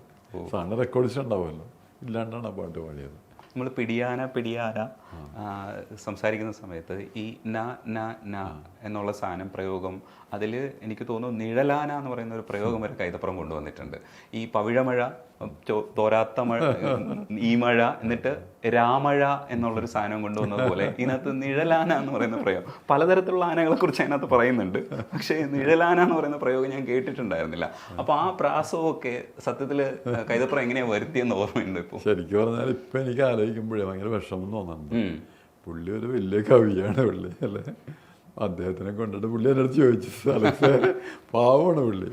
ഞാൻ അലക്സേ ഗിരീഷ് പുത്തഞ്ചേരി നേരെ ഓപ്പോസിറ്റാ പുള്ളി സ്മോള് കഴിക്കില്ല, ഒരു സിഗരറ്റ് പോലും വലിക്കില്ല, ഭയങ്കര ഇതല്ലേ നിഷ്ഠയൊക്കെയുള്ള ആളാണ്. അപ്പോൾ എൻ്റെ അടുത്ത് പുള്ളി ചോദിച്ചത് പല്ലവിയിൽ മാത്രം പറ്റില്ല കംപ്ലീറ്റ് വരെ. എന്തൊക്കെ ഇപ്പം ആലോചിക്കുമ്പോൾ ഭയങ്കര കഷ്ടമായിട്ട് പാവത്തിനെ കൊണ്ട് ഞാൻ എഴുതി. കുഴപ്പമില്ല, സാറിന് എഴുതാൻ ഭയങ്കര ഇഷ്ടമാണ്. സാർ ഭയങ്കര ആധുനികമായിട്ട് മത്സരിക്കുന്ന ഒരാളാണ്. ഇപ്പോൾ ഗിരീഷേട്ടൻ വന്ന സമയത്ത് ഗിരീഷേട്ടൻ ആ പാട്ടുകൾ എഴുതുന്നതിനെയൊക്കെ ഉൾക്കൊള്ളുകയും കൈതപ്പുറത്തിൻ്റെ പാട്ട് അപ്പോഴും അവിടെ നിൽപ്പുണ്ടായിരുന്നു. ഗിരീഷേട്ടൻ്റെ പാട്ടൊക്കെ നമ്മൾ അംഗീകരിക്കുമ്പോഴും കൈതപ്പുറം അവിടെ നിന്നു എന്നുള്ളതാണ്. അത്രയും കോമ്പറ്റ് ചെയ്യുന്ന ആളാണ്. ഇപ്പോഴും പാട്ട് എഴുതാൻ വേണ്ടിയിട്ട് ഭയങ്കര ശക്തമായിട്ട് തന്നെ നിലകൊള്ളുന്നുണ്ട്. അത് ഭയങ്കര സുഖമുള്ളൊരു പരിപാടിയാണ്. എന്നാലും കഷ്ടമല്ലേ ഇങ്ങനത്തെ ഒരാളെ കൊണ്ടുവന്നിട്ട് പിടിയാനൊക്കെ പറഞ്ഞു. സാർ ഒത്തിരി എഴുതിയിട്ടുണ്ടല്ലോ. Walking in the moonlight, I'm thinking of you എന്നുള്ളതും ഒക്കെ ഇംഗ്ലീഷും ഒക്കെ എഴുതിയിട്ടുണ്ട്. ഒത്തിരി പാട്ടുകൾ ഡിഫറെൻ്റ് ആയിട്ട് എഴുതാൻ പറ്റിയിട്ടുണ്ട്. പുള്ളിക്ക് സാറിനൊരു ചലഞ്ചായിട്ടാണ് സാർ എപ്പോഴും പറയാറുള്ളത്. അതേപോലെ തന്നെ ഈ മുറ്റത്തെ മുല്ലേ ചൊല്ലു, കാലത്തെ നിന്നെ കാണാൻ വന്നെത്തും തമ്പ്രാൻ ആരാരോ എന്ന് പറയുന്നത് വളരെ ലൈറ്റായിട്ടാണ് നമ്മൾ പാടിയത്. അതിൻ്റെ പിന്നിൽ അധ്വാനമൊന്നും നമുക്ക് അറിഞ്ഞുകൂടാ. നമ്മൾ സാധാരണക്കാർ അങ്ങനെ തന്നെ അതേപോലെ ചൊല്ലിക്കൊണ്ട് കിടന്നു. കാരണം അത്രയും സിമ്പിളായിട്ടാണ് അത് വർക്ക് ചെയ്തിരിക്കുന്നതെന്ന്. ഇത് നമ്മൾ സിംപ്ലിസിറ്റി എന്ന് പറയുന്നതായിരിക്കില്ല ഒരു മ്യൂസിക് ഡയറക്ടറെ സംബന്ധിച്ചിടത്തോളം സിമ്പിളായിട്ടുള്ള. പക്ഷെ നമുക്കത് അനുകരിക്കാൻ പറ്റുന്ന രീതിയിൽ സിമ്പിളായിട്ട് വന്നിട്ടുണ്ടായിരുന്നു. അതിൻ്റെ പിന്നിൽ അങ്ങനെ തന്നെ, അല്ലെങ്കിൽ വരികളാണോ അതിലേക്ക് നയിച്ചത്, അത് അങ്ങനെ തന്നെയാണോ കൺസീവ് ചെയ്യാൻ ആഗ്രഹിക്കുന്നത് എപ്പോഴും? തീർച്ചയായിട്ടും. അതായത് നമ്മൾ ചെയ്യുന്നത് കൊമേഴ്ഷ്യൽ സിനിമകളാണെങ്കിൽ അവാർഡ് പാടാമല്ലോ. എൻ്റെ കഴിവ് കാണിക്കാൻ വേണ്ടിയല്ല. ഞാനെപ്പോഴും എൻ്റെ സിനിമയിൽ എന്നെ കാണാൻ ആഗ്രഹിക്കുന്നില്ല.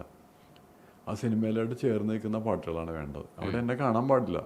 അതെ, ഈ പടത്തിന് ഇത് അലക്സ് പോള മ്യൂസിക് എന്ന് പറയരുത്. പണ്ടെല്ലാം അങ്ങനെയായിരുന്നു. പണ്ടെല്ലാം ഇപ്പോൾ സലിം ചൗധരിയുടെ പാട്ടുകൾ കേട്ടി നമുക്കറിയാം സലിം ചൗധരിയുടെ പാട്ടാണെന്നുള്ളത് അല്ലേ. അങ്ങനെ പല ആളുകളിൽ നമ്മളതിനെ കണ്ടിട്ടുണ്ട്. അപ്പോൾ അത് വരാൻ പാടില്ല എന്ന് എനിക്കൊരു നിർബന്ധം ആഗ്രഹമുണ്ട്, അതിനൊരു ശ്രമം എല്ലാം ഉണ്ടായിരുന്നു. എനിക്കത്ര വലിയ സാഹിത്യമുള്ള ആളല്ല, ഒരു സാധാരണക്കാരനാണ്.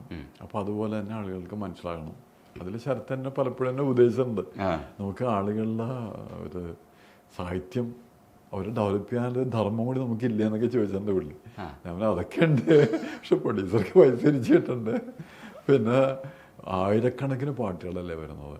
അതിനിടയിൽ ഏറ്റവും ഈ എപ്പോഴും ഒരു സംഭവം എന്ന് വെച്ചാൽ ഒന്നാമന് മാത്രമേ വിലയുള്ളൂ, രണ്ടാമന് ആർക്കും വേണ്ട. സിനിമയിൽ പ്രത്യേകിച്ചും പൈസ പ്രോബ്ലം അല്ല അവിടെ. ഏറ്റവും നല്ല ആരാണ് അവരെ വിളിക്കുന്ന ഒരു പ്രവണത ഉണ്ടല്ലോ. അപ്പോൾ നമുക്ക് രണ്ടാമതാകാൻ പറ്റില്ല, ഒന്നാമത് തന്നെയാണ്. ആ ഒരു ഉത്തരവാദിത്തം കംപ്ലീറ്റ് ഇപ്പം നിലവിലുള്ള മ്യൂസിക് ഡയറക്ടറിനാണ്. അപ്പോൾ അതുകൊണ്ടിട്ട് നമ്മൾ ആ രീതിയിൽ തന്നെ ലൈൻസ് വേണമെന്ന് പറയും. പക്ഷേ ഈ ശരത്ത് അതിൽ നിന്നുകൊണ്ട് കഷ്ടപ്പെട്ടിട്ടുണ്ടാവും ഒരു പക്ഷേ പിന്നീട് ഞാൻ ആ വരികളുടെ ഒരു മഹത്വം ആലോചിക്കുകയാണ്. കാറ്റിനെ പറ്റിയാണ് ആ പാട്ട്, അറിയാമോ അത്? പക്ഷെ ഒരു സ്ഥലത്ത് പോലും കാറ്റ് എന്നുള്ള വാക്ക് ഉപയോഗിച്ചിട്ടില്ല. അങ്ങനെ ചെയ്തിരിക്കുന്നത് ശരിക്കും പറഞ്ഞാൽ ഇപ്പോഴാണ് ഞാൻ അയാളെ കൂടുതൽ റെസ്പെക്റ്റ് ചെയ്യുന്നത്. അന്നൊക്കെ അത് ഓർക്കുന്നില്ല. അന്ന് നമ്മളെപ്പോഴും പോരാ പോരാ എന്ന് പറയാൻ നമുക്ക് താല്പര്യം. നമ്മളതിനാണ് സന്തോഷം കാണിക്കില്ല. എന്താ വെച്ചാൽ ഇത്തിരി കൂടെ നല്ല വന്നാലോ. അപ്പോൾ ചതിക്കാത്ത ചന്തുവിൽ ഗിരീഷ് ചേട്ടൻ വന്നിട്ടുണ്ടായിരുന്നു. അപ്പം ആദ്യം തന്നെ ഗിരീഷ് ചേട്ടനെ കിട്ടിയിട്ടുണ്ടായിരുന്നു. അതിൽ സന്തോഷ് വർമ്മ ഒരു പാട്ട് എഴുതിയിട്ടുണ്ട്. പക്ഷേ എന്നിട്ടും നിങ്ങളുടെ കോംബോ ശരത് വയലാറും അലക്സ് പോളും ആയിരുന്നു ഏറ്റവും കൂടുതൽ കോംബോയിൽ സക്സസ് ആയിട്ടുള്ള ഒരുപാട് പാട്ടുകൾ ചെയ്തത്. അതൊരു പക്ഷേ എന്തുകൊണ്ടാണ് നിങ്ങൾ അങ്ങനെ തന്നെ തുടർന്നത്? അതൊരു സിറ്റുവേഷൻ ആയിരുന്നോ, അത് മനസ്സുകൊണ്ട് അങ്ങനെ തന്നെ ആഗ്രഹിച്ച് തുടർന്നതായിരുന്നോ? തീർച്ചയായിട്ടും. അതായത് ശരത്ത് ഞാനായിട്ട് നല്ല ചേർച്ചയായിരുന്നു. എന്നെ പുള്ളിക്ക് സഹിക്കാൻ പറ്റുമായിരുന്നു, പുള്ളിനെ എനിക്ക് സഹിക്കാൻ പറ്റും, അങ്ങനെ വേണമെങ്കിൽ പറയാം. മനസ്സിലാക്കാൻ പറ്റുമായിരുന്നു. ഞാൻ പറയാതെ തന്നെ പുള്ളിക്ക് ഇങ്ങനെ എൻ്റെ നോട്ടത്തിലും എല്ലാത്തിലും ഞാനിങ്ങനെ ആരെ വേദനിപ്പിക്കാൻ ആഗ്രഹിക്കുന്ന ആളാണ് വിചാരിക്കുന്നത്. എനിക്കറിയില്ല ഇനി വേദനിപ്പിക്കുന്നുണ്ടോന്നുള്ളത്. അപ്പോൾ അതുകൊണ്ടിട്ട് തന്നെ എനിക്ക് 100% ഓക്കെ അല്ലെന്ന് തോന്നിയ പുള്ളിക്ക് അത് മനസ്സിലാക്കുകയും ഇങ്ങനെയൊക്കെ പുള്ളി ചെയ്യുമായിരുന്നു. പിന്നെ ഇത്രയും വലിയൊരാളായിട്ട് പോലും ഇങ്ങനത്തെ ഒരു നിഷ്കളങ്കത അയാളുടെ മനുഷ്യനെ കണ്ടിട്ടില്ല കേട്ടോ. എനിക്ക് പലപ്പോഴും അസൂയ തോന്നിയിട്ടുണ്ട് ഇദ്ദേഹത്തിനോട്. അതായത് ഹോട്ടൽസിലൊക്കെ ഹോട്ടലിൽ എന്തൊക്കെയാണല്ലോ വർക്ക് ചെയ്യുമ്പോൾ ഞാൻ മാസങ്ങളായിട്ട് ഹോട്ടലിൽ അവരൊക്കെ ആയിട്ട് നല്ല ബന്ധങ്ങളായിരിക്കും. ഇദ്ദേഹം ആദ്യമായിട്ടായിരിക്കും അവിടെ വരുന്നത്. പക്ഷെ ഒറ്റ ദിവസം കൊണ്ട് അവരെല്ലാം പിടിച്ചെടുക്കും പുള്ളി. കുറെ കഴിയുമ്പോൾ എൻ്റെ അടുത്ത് ശരത് സാർ വന്നില്ലേ എന്ന് ചോദിക്കും. അപ്പോൾ എനിക്കത് അസൂയ തോന്നും, അങ്ങനെ ആളുകളെ പിടിച്ചെടുക്കാനായിട്ട്. അത് അദ്ദേഹത്തിൻ്റെ മനസ്സിൻ്റെ ഒരു ക്വാളിറ്റി ഉണ്ടെന്താ, അത്ര ശുദ്ധനല്ലോ എന്ന് പറയാൻ. ഈ പാട്ട് നമ്മൾ മലയാള സിനിമയിൽ ഇപ്പോൾ ഉപയോഗിക്കുന്നത് ആ സിറ്റുവേഷനെ എൻഹാൻസ് ചെയ്യാനുള്ള കാര്യമായി മാത്രമായിട്ടാണ്. മുൻപാണെങ്കിൽ പാട്ടൊരു ജോണർ തന്നെയായിരുന്നു. ഇത്ര പാട്ടുകൾ വേണമെന്നൊക്കെ ആയിരുന്നു നമ്മുടെ ഡിസ്കഷൻസ്. ഇവിടെ ഒരു പാട്ട് അവിടെ ഒരു പാട്ടെന്നൊക്കെ. ഇന്ന് അങ്ങനെയല്ല. പാട്ട് ചെയ്താൽ പോലും ഇത് വലിച്ചിടുന്നത് വേറൊരു തരത്തിലായിരിക്കും. ആ സിറ്റുവേഷനിൽ ചിലപ്പോൾ 2 വരികൾ മാത്രം ഉപയോഗിക്കുകയോ അല്ലെങ്കിൽ റാപ്പേഴ്സിനെ കൂടുതൽ ഉപയോഗിക്കുകയൊക്കെ ചെയ്യുന്ന ഇതിലേക്ക് വന്നിട്ടുണ്ട്. ഇപ്പോൾ ഒത്തിരി പാട്ടുകളിൽ നമ്മൾ ഈ അടുത്ത കാലത്തുള്ള സിനിമകളിലൊക്കെ റാപ്പേഴ്സിൻ്റെ സാന്നിധ്യവും അവർ കൂടുതൽ എക്സ്പ്ലോർ ചെയ്യുന്ന ഒരു അവസ്ഥയിലൊക്കെ എത്തിയിട്ടുണ്ട്. ഈ മാറ്റമൊക്കെ ശരിക്കും ഒബ്സർവ് ചെയ്യുന്നുണ്ടോ? ഞാൻ നേരത്തെ പറഞ്ഞു, കേൾവി കുറവാണെങ്കിൽ പോലും തീർച്ചയായിട്ടും എനിക്ക് ശ്രദ്ധിക്കുന്നുണ്ട്. അപ്പോൾ റാപ്പ് മ്യൂസിക് എന്ന് പറയണത് മോശമുള്ള കാര്യമൊന്നുമല്ല. ഇതൊന്നുമല്ല, ഇനി ഒരുപാട് ഡിഫറെൻ്റ് ആയുള്ള, ഞാനിങ്ങനെ കേൾക്കുന്നില്ല എന്ന് പറയുമെങ്കിൽ പോലും ഡിഫറെൻ്റ് ആയുള്ള മ്യൂസിക് ശൈലികൾ ഞാൻ കേൾക്കാറുണ്ട്. അത് നമ്മളെ ഞെട്ടിപ്പിക്കുന്ന വിധത്തിലാണ്. അതായത് പലർക്കൊരു ധാരണയുണ്ട് സംഗീതം എന്ന് പറയണത് നമുക്ക് ആനന്ദം കിട്ടുന്നതാണ്, അതാണെന്നൊക്കെ. നേരെ തിരിച്ചായിട്ടുള്ള എഫക്റ്റിലേക്ക് ആളുകളെ കൊണ്ടുപോകാൻ പറ്റും. അങ്ങനത്തെ സംഗീതമുണ്ട്. അപ്പോൾ അത് സംഗീതം തന്നെയാണ്. തീർച്ചയായിട്ടും അങ്ങനെ ഡിഫറെൻ്റ് ആളുള്ള ഒരുപാട് അത് നമ്മൾ പരീക്ഷിച്ചിട്ടില്ല. മലയാളത്തിൻ്റെ ഒരു പരിമിതികളുണ്ട്, എഴുതാനുള്ള ബുദ്ധിമുട്ടും അതും കൂടി നമ്മൾ പരിഗണിക്കണമല്ലോ. ഇപ്പോൾ ഒറ്റക്ഷരമുള്ള രീതിയിൽ നമ്മൾ കമ്പോസ് ചെയ്ത് കഴിഞ്ഞാൽ ഭയങ്കര ബുദ്ധിമുട്ടായിരിക്കും എഴുതുന്നവർക്ക്. ഞാനെപ്പോഴും ഒരു പാട്ട് കമ്പോസ് ചെയ്ത് കഴിഞ്ഞാൽ ഞാൻ തന്നെ എഴുതി നോക്കാറുണ്ട്, നടക്കുമെന്നറിയാൻ വേണ്ടിയിട്ട്. അങ്ങനെയൊക്കെ പക്ഷേ ഇത്തിരി കഷ്ടപ്പെടുത്തിയൊക്കെ ചെയ്യാൻ ഡിഫറെൻ്റ് ആൾ സാധനം കിട്ടുമായിരിക്കും. ഒറ്റക്ഷരം എന്ന് പറയുകയാണെങ്കിൽ ആയുണ്ട്, എന്താണ് എന്ത് പറയാം, നീ എന്ന് പറയാം, അല്ലേ, വാ എന്ന് പറയാം. കുറച്ച് വാക്കുകളല്ലേ ഉപയോഗിക്കാൻ പറ്റുള്ളൂ, പരിമിതിയാണ്. തമിഴോ തെലുങ്ക് പോലെയല്ല. തമിഴിൽ ഞാൻ ഇതില്ലേ ഒരു പടത്തിൽ തമിഴ് പാട്ട് ചെയ്തപ്പോൾ ഏതാണ് ഓലെ ഓലെ ഓലെ, അതിനെ ഒരു ട്യൂൺ കൊടുത്തപ്പോൾ നിമിഷ നേരം കൊണ്ട് 5 ടൈപ്പ് ലിറിക്സാണ് അടിച്ച് തന്നെനിക്ക്. അത്ര ഫാസ്റ്റായിട്ട് എഴുതാൻ പറ്റും. മലയാളത്തിൽ അങ്ങനെ പറ്റില്ല, കുറച്ചൊരു ബ്രോഡാണ് ആ ഭാഷ. അതെ. അപ്പോൾ ആ പരിമിതികളും അങ്ങനെ സംഭവങ്ങളൊക്കെ ഉണ്ട്. അപ്പോൾ എന്താണെങ്കിലും ഇപ്പോൾ റാപ്പിനും വഴങ്ങുന്നുണ്ടെന്നുള്ള മനസ്സിലാക്കാൻ പറ്റി. കുറേ പാട്ടുകളെല്ലാം ഹിറ്റായിട്ടുണ്ടല്ലോ, വലിയ കാര്യമാണ്. ഈ അച്ഛനുറങ്ങാത്ത വീട്ടിൽ സിയോൻ മണവാളൻ, യേശുരാജരാജൻ, സഞ്ചാരിയൻ, ജീവന്റെ നാഥൻ എന്ന് പറയുന്ന പാട്ട്, ഈ പാട്ട് ടൈറ്റിൽ ഉപയോഗിച്ചിരിക്കുന്ന പാട്ടാണ്. പക്ഷേ പിന്നീട് സിനിമയിൽ ഇത് ഉപയോഗിക്കുന്നുണ്ട്, വേറൊരു സന്ദർഭത്തിലാണ് ഇത് ഉപയോഗിക്കുന്നത്. ആദ്യം കിട്ടിയിരുന്ന ആ സുഖമല്ല നമുക്ക് കിട്ടുന്നത്, അവിടെ വേറൊരു കോണ്ടസ്റ്റിലാണ് ഇത് വരുന്നത്. ഈ പാട്ട് ചെയ്യുന്ന സമയത്ത് ഇങ്ങനൊരു കോണ്ടസ്റ്റിൽ പിന്നെ ഉപയോഗിക്കുന്നുണ്ട് എന്നുള്ളത് നേരത്തെ അറിയാമായിരുന്നു, ലാൽ ജോസ് പറഞ്ഞിട്ടുണ്ടായിരുന്നോ? അതേ ഇതൊരു ഭക്തിഗാനം മൂഡിൽ അല്ലെങ്കിൽ ഒരു അത്തരത്തിലൊരു ആവേശം ഉണ്ടാക്കുന്ന ഒരു മൂഡിൽ തന്നെ മതി എന്നായിരുന്നു പറഞ്ഞിരുന്നത്? എന്തായിരുന്നു ആ കമ്മ്യൂണിക്കേഷൻ? സിനിമയിലെ ഒരു കാര്യം എന്ന് വെച്ചാൽ, ഈ മുന്നോട്ട് പോകുമ്പോൾ ഷൂട്ടിങ് പുരോഗമിക്കുന്ന സമയത്ത് പല കാര്യങ്ങളും ഇങ്ങനെയുള്ള കാര്യങ്ങൾ റിപ്പീറ്റ് ചെയ്യുക. ക്ലാസ്മേറ്റ്സിലൊക്കെ അങ്ങനെ സംഭവിച്ചുള്ളതാണ്. രണ്ടാമത് പിന്നെ ആ പാട്ട് വരുന്നു, അതൊക്കെ അങ്ങനെ വരുന്നതാണത്. അപ്പോൾ അത് ആദ്യം തീരുമാനിക്കണമെന്നില്ല, ഒരു സിറ്റുവേഷന് വേണ്ടിയിട്ടാണ് അത് ചെയ്തത്. ഒരുപക്ഷെ അങ്ങനെ പറഞ്ഞിരുന്നെങ്കിൽ ഞാൻ 2 രീതിയിലൊക്കെ ചെയ്തതാണ്. എനിക്ക് അങ്ങനെ പ്രശ്നമുണ്ട്. മാക്സിമം ഞാൻ എന്തൊക്കെ എനിക്ക് ചെയ്യാൻ പറ്റും അതെല്ലാം ഞാൻ ചെയ്യുന്ന ആളാണ്. 2 രീതിയിൽ ഓർക്കസ്ട്രേഷനൊക്കെ ഞാൻ ചെയ്താണ്. അത് ചെയ്തില്ലല്ലോ, സെയിം തന്നെ എടുത്തിട്ടാണ് ഇട്ടിരിക്കുന്നത്. ആവേശം ഉണ്ടാക്കുന്ന ഒരു എലമെൻ്റ് അതിനകത്തുണ്ട്. പെന്തക്കോസ്ത് പ്രസംഗങ്ങൾ പോലെ ആവേശം ഉണ്ടാക്കുന്ന ഒരു എലമെൻ്റ് ഉണ്ട്. ഈ എലമെൻ്റ് ഉള്ളിലേക്ക് വന്നിട്ട് അത് ഭയങ്കര രസമായിട്ട് ഹല്ലേലൂയയൊക്കെ ഉപയോഗിച്ചിട്ട് അത് എൻഹാൻസ് ചെയ്തിട്ടുണ്ട്. ആ പാട്ടിങ്ങനെ റെക്കോർഡിങ് അതിൻ്റെ മൂഡ് നടക്കുന്ന സമയത്ത് നമ്മുടെ ഉള്ളിലും അങ്ങനെ ഒരു ഇത് വേണ്ടേ, ഒരു ആവേശം നമ്മുടെ ഉള്ളിലുണ്ടാവില്ലേ? ആ പാട്ട് ചെയ്തുകൊണ്ടിരിക്കുന്ന സമയത്ത് എന്ത് അനുഭവത്തിലൂടെയാണ് അപ്പോൾ കടന്നുപോയത്? ഞാൻ നിങ്ങളോട് പറഞ്ഞല്ലോ, ഞാൻ ഈ ആരെന്നെ വിളിച്ചു കഴിഞ്ഞാലും ഞാനൊക്കെ പരിഗണിക്കാൻ നോക്കുമെന്ന് പറഞ്ഞല്ലോ. അപ്പോൾ ഞാൻ ഈ പാട്ട് കമ്പോസ് ചെയ്തുകൊണ്ടിരിക്കുന്ന സമയത്ത്, ഓർക്കസ്ട്രേഷൻ ചെയ്തുകൊണ്ടിരിക്കുന്ന സമയത്ത് ലാൽമിഡിയ മേലെ റൂമിലായിരുന്നു ചെയ്തുകൊണ്ടിരുന്നത്. ആ സമയത്ത് താഴെ റിസപ്ഷനിൽ നിന്ന് ഒരാൾ വന്നിട്ടുണ്ടെന്ന് പറയുന്നു. അപ്പോൾ എന്നെ കാണാനായിട്ട് മേലേക്ക് വരാൻ പറഞ്ഞു. അപ്പോൾ ഇവിടെ ഇങ്ങനെയൊക്കെയാണെങ്കിൽ പോലും ഒരു പ്രശ്നമുണ്ട്. നമ്മുടെ അസിസ്റ്റൻറ്റേഴ്സ് ഉണ്ടല്ലോ, ഇവരാരും അടുപ്പിക്കില്ല. അവരുടെ കടമയും കൂടിയാണ്. ആ ഒരു മൂഡ് എൻ്റെ കളയാണ്ടിരിക്കാൻ വേണ്ടി അവർ ചെയ്യുന്ന നന്മ തന്നെയാണത്. ഞാൻ പോകാൻ പോയപ്പോൾ പുള്ളിന്ന് വെച്ചാൽ പറഞ്ഞല്ലോ, സാറേ പുള്ളി 3 മാസം എൻ്റെ പുറകെ നടക്കുന്നത്, ഞാൻ സാറെ കാണിക്കാണ്ട് വെച്ചിരിക്കുകയാണ്, പുള്ളി വന്ന കുഴപ്പമാണ്. അപ്പോൾ ആരാടാന്ന് ചോദിച്ചു. പുള്ളിയുടെ പേര് പറയാൻ പറഞ്ഞപ്പോൾ ഞാൻ ഞെട്ടിപ്പോയി. കാരണം എന്താണെന്ന് വെച്ചാൽ, ഞാൻ ചെറുതായിരുന്ന സമയത്ത് ഈ ഇദ്ദേഹത്തിൻ്റെ പാട്ടുകൾ, ഗാനങ്ങളൊക്കെ ഞാൻ ഫ്രണ്ടിൽ നിന്നിട്ട് ഭയങ്കര ഇഷ്ടത്തോടെ കേട്ടുള്ള ഒരാളാണ്. പക്ഷെ വർഷങ്ങളായിട്ട് പുള്ളിയുടെ ഒരു അഡ്രസ്സൊന്നുമില്ല. അദ്ദേഹമാണ് 3 ദിവസമായിട്ട് എനിക്ക് വേണ്ടി വെയിറ്റ് ചെയ്തിട്ടുള്ളത്. അത് മറ്റവനറിയില്ല. ഞാനപ്പോൾ തന്നെ പറഞ്ഞു, ഇല്ല എനിക്കൊന്ന് കാണണമെന്ന് പറഞ്ഞു. ഇവൻ എന്ത് ചെയ്യാന്ന് വെച്ചാൽ, നമ്മുടെ അസിസ്റ്റൻ്റ് അവിടെ പറഞ്ഞ് താഴെ ഒരു സെക്കൻഡ് കൂടെ താഴെ ചെന്നിട്ട് പറഞ്ഞു, ഇദ്ദേഹത്തിനോട് പറഞ്ഞു, 2 മിനിറ്റ് കൂടുതൽ സംസാരിക്കരുത്, നമുക്ക് പറയാനുള്ള കാര്യങ്ങൾ വേഗം പറയണം, പുള്ളിയുടെ വർക്ക് ചെയ്യേണ്ടിയിരിക്കുകയാണ്, വേഗം വിട്ടോണം, സാറി ഇരിക്കാനൊക്കെ പറയും, അപ്പം നിങ്ങൾ ഇരിക്കരുത്. ഇരിക്കരുതെന്ന് വെച്ചാൽ 2 മിനിറ്റ് എഴുന്നേക്കണം, എന്നിട്ട് സാറേ ശരിയെന്ന് പറഞ്ഞിട്ട് എഴുന്നേക്കണം, അല്ലെങ്കിൽ സാറി ഇരിക്കാൻ പറയും, അവിടുത്തെ വർക്ക് മുടങ്ങും, പണിയാവുമെന്ന് പറഞ്ഞു. അവരുടെ പണി അത് തന്നെയാണ്, അങ്ങനെ തന്നെ ചെയ്യണം. അവർ ചെയ്തത് ശരിയാണ്. ഞാൻ താഴെ വന്നു കഴിഞ്ഞപ്പോൾ പുള്ളി തുടക്കം പോലെ പുള്ളി ഇരിക്കുന്നില്ല, ഇരിക്കുന്നില്ല പുള്ളി. അപ്പോൾ നിങ്ങൾ ഇരിക്കുക, എന്നിട്ട് സംസാരിക്കാമെന്ന് പറഞ്ഞു. ഞാൻ അയാൾ പറഞ്ഞു, നിങ്ങൾക്ക് അറിയാമോ, പണ്ട് നിങ്ങളുടെ പാട്ടൊക്കെ കേട്ട് ഞാൻ മണ്ടടിച്ചിരുന്നുണ്ട്. അതൊക്കെ ശരിയാണ് സാറേ. അപ്പോൾ അയാളപ്പോൾ തന്നെ പ്രൈസ് എന്നൊക്കെ പറഞ്ഞിങ്ങനെ പറഞ്ഞ വാക്കുകളൊക്കെ ഉപയോഗിക്കുകയാണ് പുള്ളി. ഞാൻ 10 വർഷമായിട്ട് യേശുവിൻ്റെ മാർഗത്തിലാണ്. അപ്പോൾ എനിക്ക് റൈറ്റായിട്ടൊരാള് ഈശ്വരൻ വിട്ട എനിക്ക് തോന്നിയത്. ഞാൻ അദ്ദേഹത്തിനോട് നിങ്ങൾ കാര്യം നേരെ സ്റ്റുഡിയോയിലേക്ക് പോയിക്കോളാൻ പറഞ്ഞു.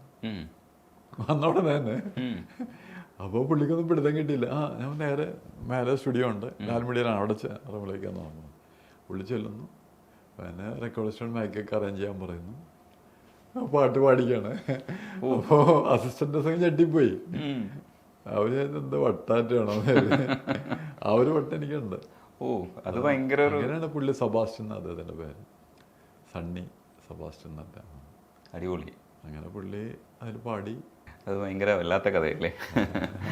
ഈ 2 ഹരിഹർ നഗറിൽ വരുമ്പോൾ ഇൻ ഹരിഹർ നഗർ ഓൾറെഡി ചെയ്ത് വെച്ചിരിക്കുന്നുണ്ട്. അപ്പോൾ അതിനെ പരിഷ്കരിക്കുക, ആധുനികമാക്കുക എന്ന് പറയുന്ന ഒരു പരിപാടിയുണ്ട്. എന്നാൽ അതേ മ്യൂസിക് ഉപയോഗിക്കാൻ പാടില്ല എന്നുള്ളൊരു നിഷ്കർഷമുള്ളൊരു മനുഷ്യനാണ് അലക്സ് പോള്. അപ്പം ആ സമയത്ത് ഈ നമ്മൾ പാടിപ്പതിഞ്ഞ ചില സാധനങ്ങളെ മാറ്റുമ്പോൾ ഇഷ്ടപ്പെടാത്തൊരു ആൾക്കാരാണ് നമ്മൾ. അതിപ്പോൾ കവർ സോങ് പോലും നമ്മൾ അംഗീകരിക്കാൻ കുറച്ച് ബുദ്ധിമുട്ടാണ്. അവിടെ എങ്ങനെയാണ് ആ ചാലഞ്ചിനെ? അതായത് ആളുകൾ പറയാറില്ലേ, ജീവിക്കാൻ വേണ്ടി മരിക്കാൻ പറ്റുന്ന നമ്മൾ ഫ്രണ്ട്ഷിപ്പിന് വേണ്ടി, നമ്മുടെ സഹോദരന്മാർക്ക് വേണ്ടി, അങ്ങനെ കുറേ കാര്യങ്ങളുണ്ട്. അപ്പോൾ ഞാൻ ആ സമയത്ത് കുഴപ്പമില്ലാത്തതിൽ ഇങ്ങനെ ഒന്നാമൻ എന്നൊക്കെ പറഞ്ഞ് വേണമെങ്കിൽ പറയാം, അങ്ങനെ നിൽക്കുന്ന ടൈമും കൂടിയാണ്. അപ്പോൾ ആ പടത്തിന് വേണ്ടി പുള്ളി ആദ്യമായിട്ട് ഡയറക്റ്റ് ചെയ്യാണ് തനിയെ. അതിൽ ഞാൻ സംഗീതം ചെയ്യണമെന്ന് പറയുമ്പോൾ എനിക്കൊന്നും വേറെ മാർഗ്ഗമില്ല. അപ്പോൾ ഞാൻ ഇങ്ങനെ ഈ പാട്ട് രണ്ടാമത് ചെയ്യുമെന്ന് കരുതിയില്ല. പക്ഷെ ആ പടത്തിന് അത് ആവശ്യമാണ്, പഴയ പാട്ട് വേണം. ഞാൻ ധർമ്മസങ്കടത്തിലായി, എന്ത് ചെയ്യുമെന്നുള്ളതായി. അപ്പോൾ അത് ഞാൻ പിന്നെ വളരെ വിഷമിച്ച് ലാലിന് വേദന വരാത്ത രീതിയിൽ ലാലിൻ്റെ വീട്ടിൽ പോയിട്ട് എനിക്ക് കാര്യം പറഞ്ഞു. ഞാൻ പറഞ്ഞു ഇങ്ങനെ ഒരു പ്രശ്നമുണ്ടല്ലോ, അദ്ദേഹത്തിന് ഭയങ്കര ഫീൽ ചെയ്തത് ആ പാട്ടുകൾ, പിന്നീട് നമുക്ക് സംസാരിക്കാമെന്ന് പറഞ്ഞു. പുള്ളി എന്നെ വിളിച്ചു കഴിഞ്ഞപ്പോൾ പുള്ളി ഇപ്പോൾ ആ ഫീൽഡിലൊക്കെ വിട്ടിട്ട് വേറെ ഇതിലൊക്കെ നടക്കുകയാണ്. പുള്ളി വളരെ സന്തോഷത്തോടെ തന്നെയാണ് ഞാൻ എടുത്തതെന്ന് പറഞ്ഞു. അങ്ങനെയാണ് ഞാനത് ചെയ്യാൻ തീരുമാനിക്കുന്നത്. അപ്പോൾ ശരിക്കും പറഞ്ഞാൽ എനിക്കറിയാം അതെനിക്ക് ദോഷം ചെയ്യുന്നത് കൂടിയാണെന്നറിയാം. നിലവിലുള്ള പാട്ട് തന്നെ എടുത്ത് ചെയ്യുന്ന എല്ലാവർക്കും അറിയാവുന്നതാണ്. ഈ സ്പീഡാക്കും അതൊക്കെ ചെയ്യാൻ പറ്റും. എങ്ങനെ ചെയ്ത് കഴിഞ്ഞാൽ ഇപ്പോൾ എൻ്റെ കൽവിലെടുത്തിട്ട് ഞാൻ ജീവിച്ചിരിക്കുമ്പോൾ തന്നെ ഒരാൾ ചെയ്യുമ്പോഴുള്ളൊരു പ്രശ്നമുണ്ടല്ലോ മാറ്റി അല്ലേ. പുള്ളി ഫീലിംഗ് ഒന്നുമില്ല, ചെയ്യുമെന്ന് പുള്ളി അനുഗ്രഹിക്കുക എല്ലാം ചെയ്തെങ്കിൽ പോലും ഇനി അത് വേദനിച്ചിട്ടുണ്ടെങ്കിൽ ക്ഷമിക്കണമെന്ന് പറയട്ടെ. അതെങ്ങനെയാണ് ജീവിതം, അങ്ങനെയല്ലേ. ചിലപ്പോൾ നമുക്ക് ചില കാര്യങ്ങൾ വേണ്ടി വരും. പിന്നെ അതുപോലെ ഭയങ്കര ഫാസ്റ്റായ രീതിയിലാണ് അതിൻ്റെ പാട്ടുകളെല്ലാം. അതിൽ ഒരു ഇംഗ്ലീഷ് സോങ് ഉണ്ട്, അതിൻ്റെ മോളിൽ എഴുതിയാണ് അതിൽ. ഈ പാട്ടുകൾ സ്വയം തന്നെ ബോറടിക്കുന്ന ഒരു അവസ്ഥയിലേക്ക് എത്തുമെന്ന് പറഞ്ഞിട്ടുണ്ട് മുൻപ്. സ്വന്തം പാട്ടുകൾ തന്നെ ചിലതൊക്കെ റിപ്പീറ്റ് കേൾക്കാൻ താല്പര്യമില്ല, അല്ലെങ്കിൽ കേൾക്കാറില്ല. അതൊരു പക്ഷേ നമ്മളെപ്പോഴെങ്കിലുമൊക്കെ ഈ കാലത്തെ ഓർക്കുമ്പോൾ ഈ പാട്ട് കേൾക്കുമ്പോൾ നമുക്ക് ആ കാലത്തെ കൂടെ റീകളക്ട് ചെയ്യാൻ പറ്റില്ലേ. അപ്പം ചിലർക്കൊക്കെ പാട്ട് ആ കാലത്തിൻ്റെ റീകളക്ഷനാണ്. ഇപ്പം നമ്മളെ സംബന്ധിച്ചിടത്തോളം ഈ അലക്സ് പോളിൻ്റെ ഒരു പാട്ട് കേൾക്കുന്ന സമയത്ത് നമ്മൾ ആ കാലത്തേക്ക് പോവുകയാണ്. എൻ്റെ കൽബിലേക്ക് കേൾക്കുന്ന സമയത്ത് നമ്മൾ ആ കാലത്തിലേക്ക് നോസ്റ്റിലേക്കൊക്കെ പോവുകയാണ്. അപ്പോൾ സ്വന്തം പാട്ടിൽ അങ്ങനെ ഒരു റീകളക്ഷനോ അങ്ങനെ ഒരു ഇതൊന്നും ഇല്ല. അല്ല, അതെ, സത്യം പറഞ്ഞാൽ ആ പാട്ട് കേൾക്കുന്നതിനെക്കാട്ടും എനിക്ക് ഇഷ്ടം തോന്നാറുണ്ട് എൻ്റെ മുമ്പിൽ നിന്ന് ആരെങ്കിലും ആ പാട്ട് പാടുമ്പോൾ. അപ്പം ഞാൻ ലിറിക്സ് ആയിരിക്കും ശ്രദ്ധിക്കുന്നത്, മറ്റേ ട്യൂണിലേക്ക് പോകും അറിയാതെ. നമ്മൾ ഫോക്കസ് ചെയ്യുന്ന അനുസരിച്ചിട്ടല്ലേ. ഇപ്പം നിങ്ങൾക്കെന്ന് പറയണല്ലോ ഒരു ചെറുപ്പക്കാരൻ പയ്യൻ, അവൻ കുറേ ആളുകൾ പോകുന്നുണ്ട്, അതിനിടയ്ക്ക് പെണ്ണിൻ്റെ പെങ്കൊച്ചിൻ്റെ ആരൊക്കെ ആയിരിക്കും അവൻ്റെ കണ്ടു പോണത്. അവന് ഇഷ്ടമൊന്നായിരിക്കും അല്ലേ, പെൺകുട്ടി കാണാൻ കൊള്ളാമല്ലോ. വേറെ ഒരു ആമ്പിള്ളേരുണ്ട്, അവരാരും കാണില്ല, അങ്ങനെ ആയിരിക്കും ഫോക്കസ് ചെയ്യുന്നത്. എന്ന് പറഞ്ഞാൽ ഒരു പാട്ട് കേൾക്കുമ്പോൾ എൻ്റെ മനസ്സ് ആദ്യം പോകുന്ന ട്യൂണിലേക്കായിരിക്കുള്ളൂ, അതിലേക്ക്. അപ്പോൾ അതുകൊണ്ടിട്ട് എന്നെ ലിറിക്സ് ശ്രദ്ധിക്കില്ല. ഒരാൾ നേരെ മറിച്ച് ഇപ്പം നിങ്ങൾ എന്നെ ലൈൻസ് പറഞ്ഞപ്പോൾ എനിക്ക് വല്ലാത്ത ഫീൽ ചെയ്തു അല്ലേ, അറിയാവുന്നതാണെങ്കിൽ. അപ്പം നൊസ്റ്റാൾജി എല്ലാം ഉണ്ടാകുന്നു, അതാണ് കാര്യം. പിന്നെ ഈ എൻ്റെ കൽബിൽ എന്നൊക്കെ പറയുന്നത് നമ്മൾ കേൾപ്പിച്ച് നമ്മൾ കൊന്നെടുത്ത പാട്ടുകളാണ്. അത് പ്രശ്നമുണ്ട്. ഞാനിപ്പോൾ എവിടെയും ചെന്ന് കഴിഞ്ഞാൽ അപ്പോൾ തന്നെ എൻ്റെ കൽബിൽ എവിടെയും നടന്നു വരുന്നത് അല്ലേ. അതിൻ്റെ ഒരു ആവർത്തന വിരസതയുണ്ട്. ഇപ്പം നിങ്ങൾ മിക്കവാറും ഇതിൻ്റെ തുടക്കം എന്നെ കാണിക്കുമ്പോഴും ആ പാട്ട് ചിലപ്പോൾ ഇടുമായിരിക്കും ടൈറ്റിലായിട്ട്.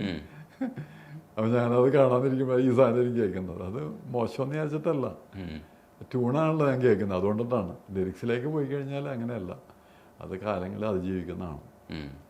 പ്രത്യേകിച്ച് ഇവരെഴുതിയ അതല്ല. സാർ, അച്ഛനുറങ്ങാത്ത വീട് പറഞ്ഞപ്പോൾ ഒഴുകുകയായി പുഴ പോലെ എന്നുള്ളതിൽ ആദ്യം മെയിൽ പോർഷൻ വന്നതിന് ശേഷമാണ് ആദ്യാനുരാഗം എന്ന് പറയുന്ന സുജാത ചേച്ചിയുടെ വരുന്നത്.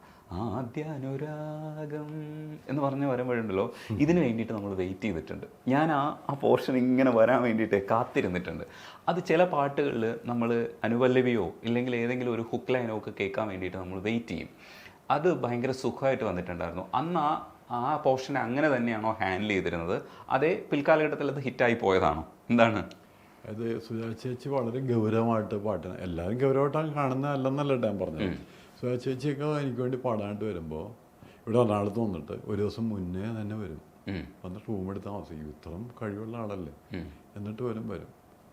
ഞാൻ നേരത്തെ വന്ന് പാട്ടൊക്കെ കേട്ട് നേരത്തെ പാട്ട് കൊടുക്കാറുണ്ട്. അത് പഠിച്ച് നല്ല മനസ്സിൽ പതിപ്പിച്ച് എല്ലാം കേട്ടാണ് അത് പാടുന്നത്. ഈ പാട്ട് കംപ്ലീറ്റ് ആയിട്ട് സുജാത പാടിയിട്ടുണ്ട്. അവൻ്റെ മെയിൽ വോയിസും പാടി. അതിന് ശേഷമാണ് അതിനെ ഡിവൈഡ് ചെയ്തത് പടത്തിന് വേണ്ടി. പക്ഷേ ഞങ്ങൾ ആ പോർഷൻ, ശരിക്കും എൻ്റെ സ്വന്തം അനുഭവം കൂടെ പറയുകയാണ് അതിനകത്ത് ചേർത്ത് പറയാം. ആ പോർഷൻ വരുമ്പോൾ ഞാൻ വെയിറ്റ് ചെയ്തിട്ടുണ്ട്. ഇത് കഴിഞ്ഞിട്ട് ആ പോർഷനിലേക്ക് എത്തുന്നത് വരെ വെയിറ്റ് ചെയ്യില്ലേ? ചില പാട്ടുകളിൽ അങ്ങനെ സംഭവിക്കാറുണ്ട്. അല്ല, അത് തീർച്ചയായിട്ടും ഒരു പാട്ടിന് ഞാൻ വിശ്വസിക്കുന്ന കാര്യം എന്ന് പറയുന്നത്, ഒരു പാട്ടിൻ്റെ ഓരോ ഭാഗങ്ങളും അടുത്തത് വരുമ്പോഴും ഓരോ സ്ഥലത്തും എന്തെങ്കിലുമൊക്കെ അവർക്ക് കിട്ടണം. സിനിമ കാണുന്ന പോലെ തന്നെയാണ്. അതെ. അല്ലെങ്കിൽ എഴുന്നേറ്റ് പോയില്ലേ. അപ്പോൾ അടുത്തതിന് കിട്ടണം, അടുത്തിരി നന്നായിരിക്കണം, അങ്ങനെ അങ്ങനെ പോകണം. മറ്റേ കാത്തിരുന്ന വേണ്ടി ഇടയ്ക്ക് രാമകഥ വരുന്നു, പിന്നെ അടുത്തത് എങ്ങനെ വീണ്ടും തിരിച്ചു വരാന്ന് ഭയങ്കര രസമാണ്. പിണക്കം മറന്നു ആ സാധനം മറ്റേത് കഴിഞ്ഞിട്ട് വേണം ഞങ്ങൾക്ക് ഇത് കേൾക്കാൻ എന്നുള്ള വെയിറ്റ് ചെയ്യുന്നു. പലരും എന്നെ വിളിച്ചിട്ട് പറഞ്ഞിട്ടുണ്ട് എനിക്ക് ഇഷ്ടപ്പെട്ടത് അതിനിടയ്ക്കുള്ള സംഭവം എന്നൊക്കെ പറയണവരുണ്ട്. പക്ഷെ ഇതുള്ളതുകൊണ്ടിട്ട് അത് ഇഷ്ടപ്പെട്ടതെന്ന് ആരും ചിന്തിക്കുന്നില്ല. അതെ അതെ അതെ, അതിന് തനിയെ നിലനിൽപ്പില്ല. അതാണ് അങ്ങനെ മാറ്റണമല്ലേ. ഒരു അലക്സ് പോളിനെ പോലെ തന്നെയാണ്. ഒരു സിനിമ ഉള്ളതുകൊണ്ടാണ് അലക്സ് പോൾ അറിയുന്നത് അല്ലേ. ഞാൻ കുറെ എഴുതാനും ചെയ്ത് കഴിഞ്ഞാൽ കഴിവുള്ള ഒരുപാട് ആളുകളുണ്ട്. നമുക്കെന്ത് ദൈവാനുഗ്രഹം കൊണ്ട് ഇങ്ങനത്തെ അവസരങ്ങളും കിട്ടിക്കൊണ്ടിട്ട് ഈ ലെവലിൽ ഇപ്പോൾ ഇന്റർവ്യൂവിനൊക്കെ വരുന്ന അത്രേ ഉള്ളൂ. ചിലത്താമരയെ പാടിയത് ചിത്ര ചേച്ചിയാ. ചിലത്താമര ഹലോ എന്ന് പറയുന്ന സിനിമ തന്നെ ബമ്പർ ഹിറ്റായിരുന്നു. പാട്ട് അല്ലാതെ തന്നെ ഹിറ്റായിരുന്നു.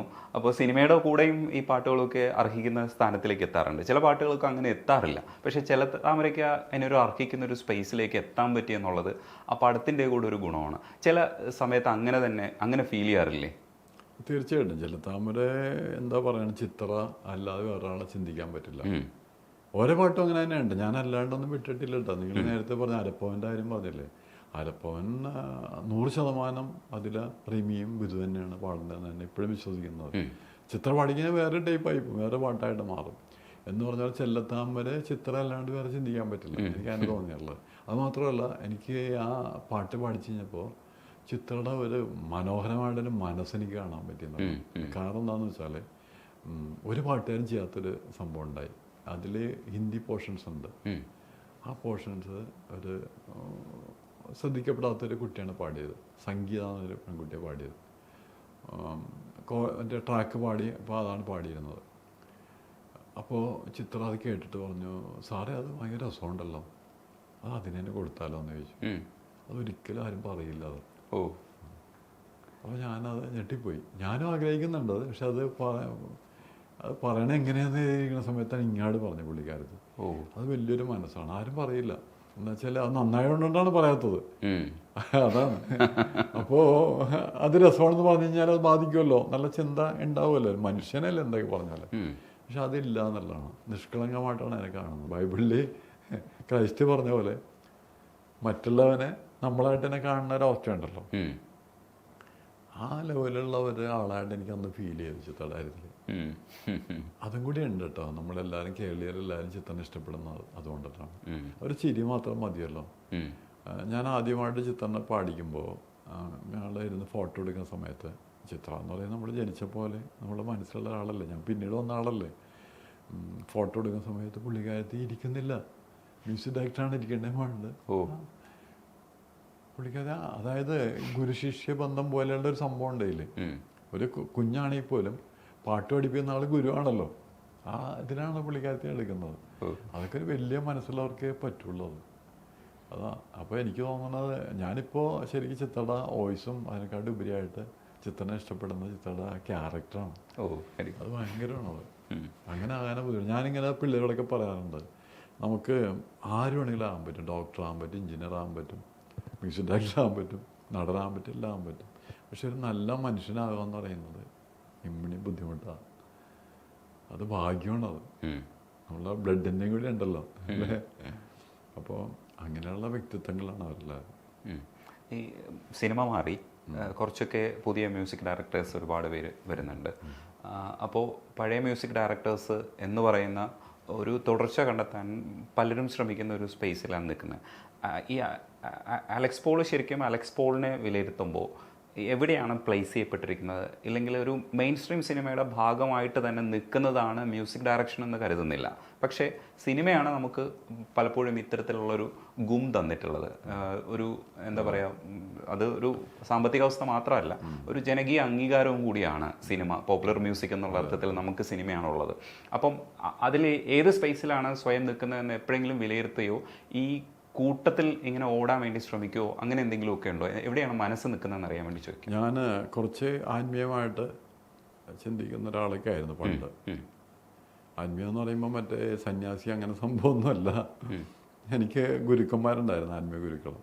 അപ്പോൾ അവരെൻ്റെ അടുത്ത് പറഞ്ഞൊരു സംഭവമുണ്ട്. സിനിമയിലേക്ക് വന്നു കഴിഞ്ഞപ്പോൾ കുറച്ചാളുടെ മെഡിറ്റേഷനും അതൊക്കെ നിർത്തി വെക്കണമെന്ന് പറഞ്ഞു. എന്താ വെച്ചാൽ ഇതൊരു മത്സരരംഗമാണ് സിനിമ. അവിടെ ഏറ്റവും ഒന്നാമനാകണം, അതിനുവേണ്ടിയുള്ള ശ്രമം നടത്തേണ്ടത്. അപ്പം ഞാനത് അവർ പറഞ്ഞൊക്കെ പാലിക്കുകയുണ്ടായി.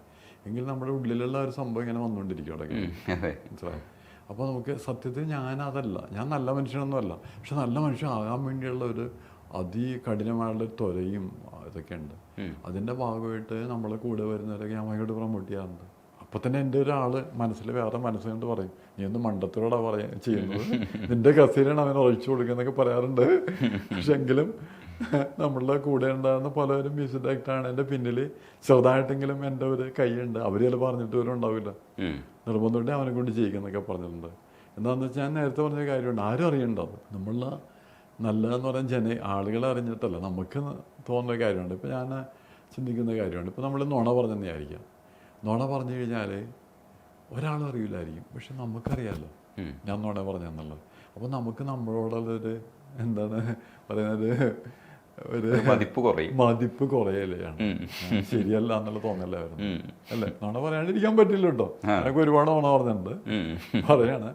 അപ്പോൾ നുണയല്ല ഞാൻ പറഞ്ഞു വന്നത്, എങ്ങനെയൊക്കെ നമ്മൾ, അതെനിക്ക് ഭയങ്കരമായിട്ട് ഒരു ത്രില്ലാണ്. അങ്ങനത്തെ ശരിക്കുള്ള സ്വഭാവം അതല്ലെങ്കിൽ പോലും മാക്സിമം നന്നായിട്ട് ഇരിക്കണം, ജനങ്ങളെ കാണിക്കാൻ വേണ്ടിയിട്ടല്ല. അതല്ലാതെ ചെറിയ പ്രായത്തിലൊക്കെ ഞാൻ കൂട്ടുകാരെ തമ്മിൽ വഴക്കിടുമ്പോൾ അവർ രണ്ടുപേരും അറിയാണ്ട് രണ്ടുപേരും വീട്ടിൽ പോയിട്ട് നാടകമായിട്ട് കുറേ കഥകളൊക്കെ പറഞ്ഞ് രണ്ടുപേരും തമ്മിൽ ഒന്നിപ്പിക്കാറുണ്ടായിരുന്നു. അവരറിഞ്ഞിട്ട് പോലും ഉണ്ടാവില്ല അത്. അങ്ങനത്തെ ചില കാര്യങ്ങളൊക്കെ ചെയ്യായിരുന്നു. അപ്പോൾ അറിയണമെങ്കിൽ കുറേ കാര്യങ്ങളുണ്ട്.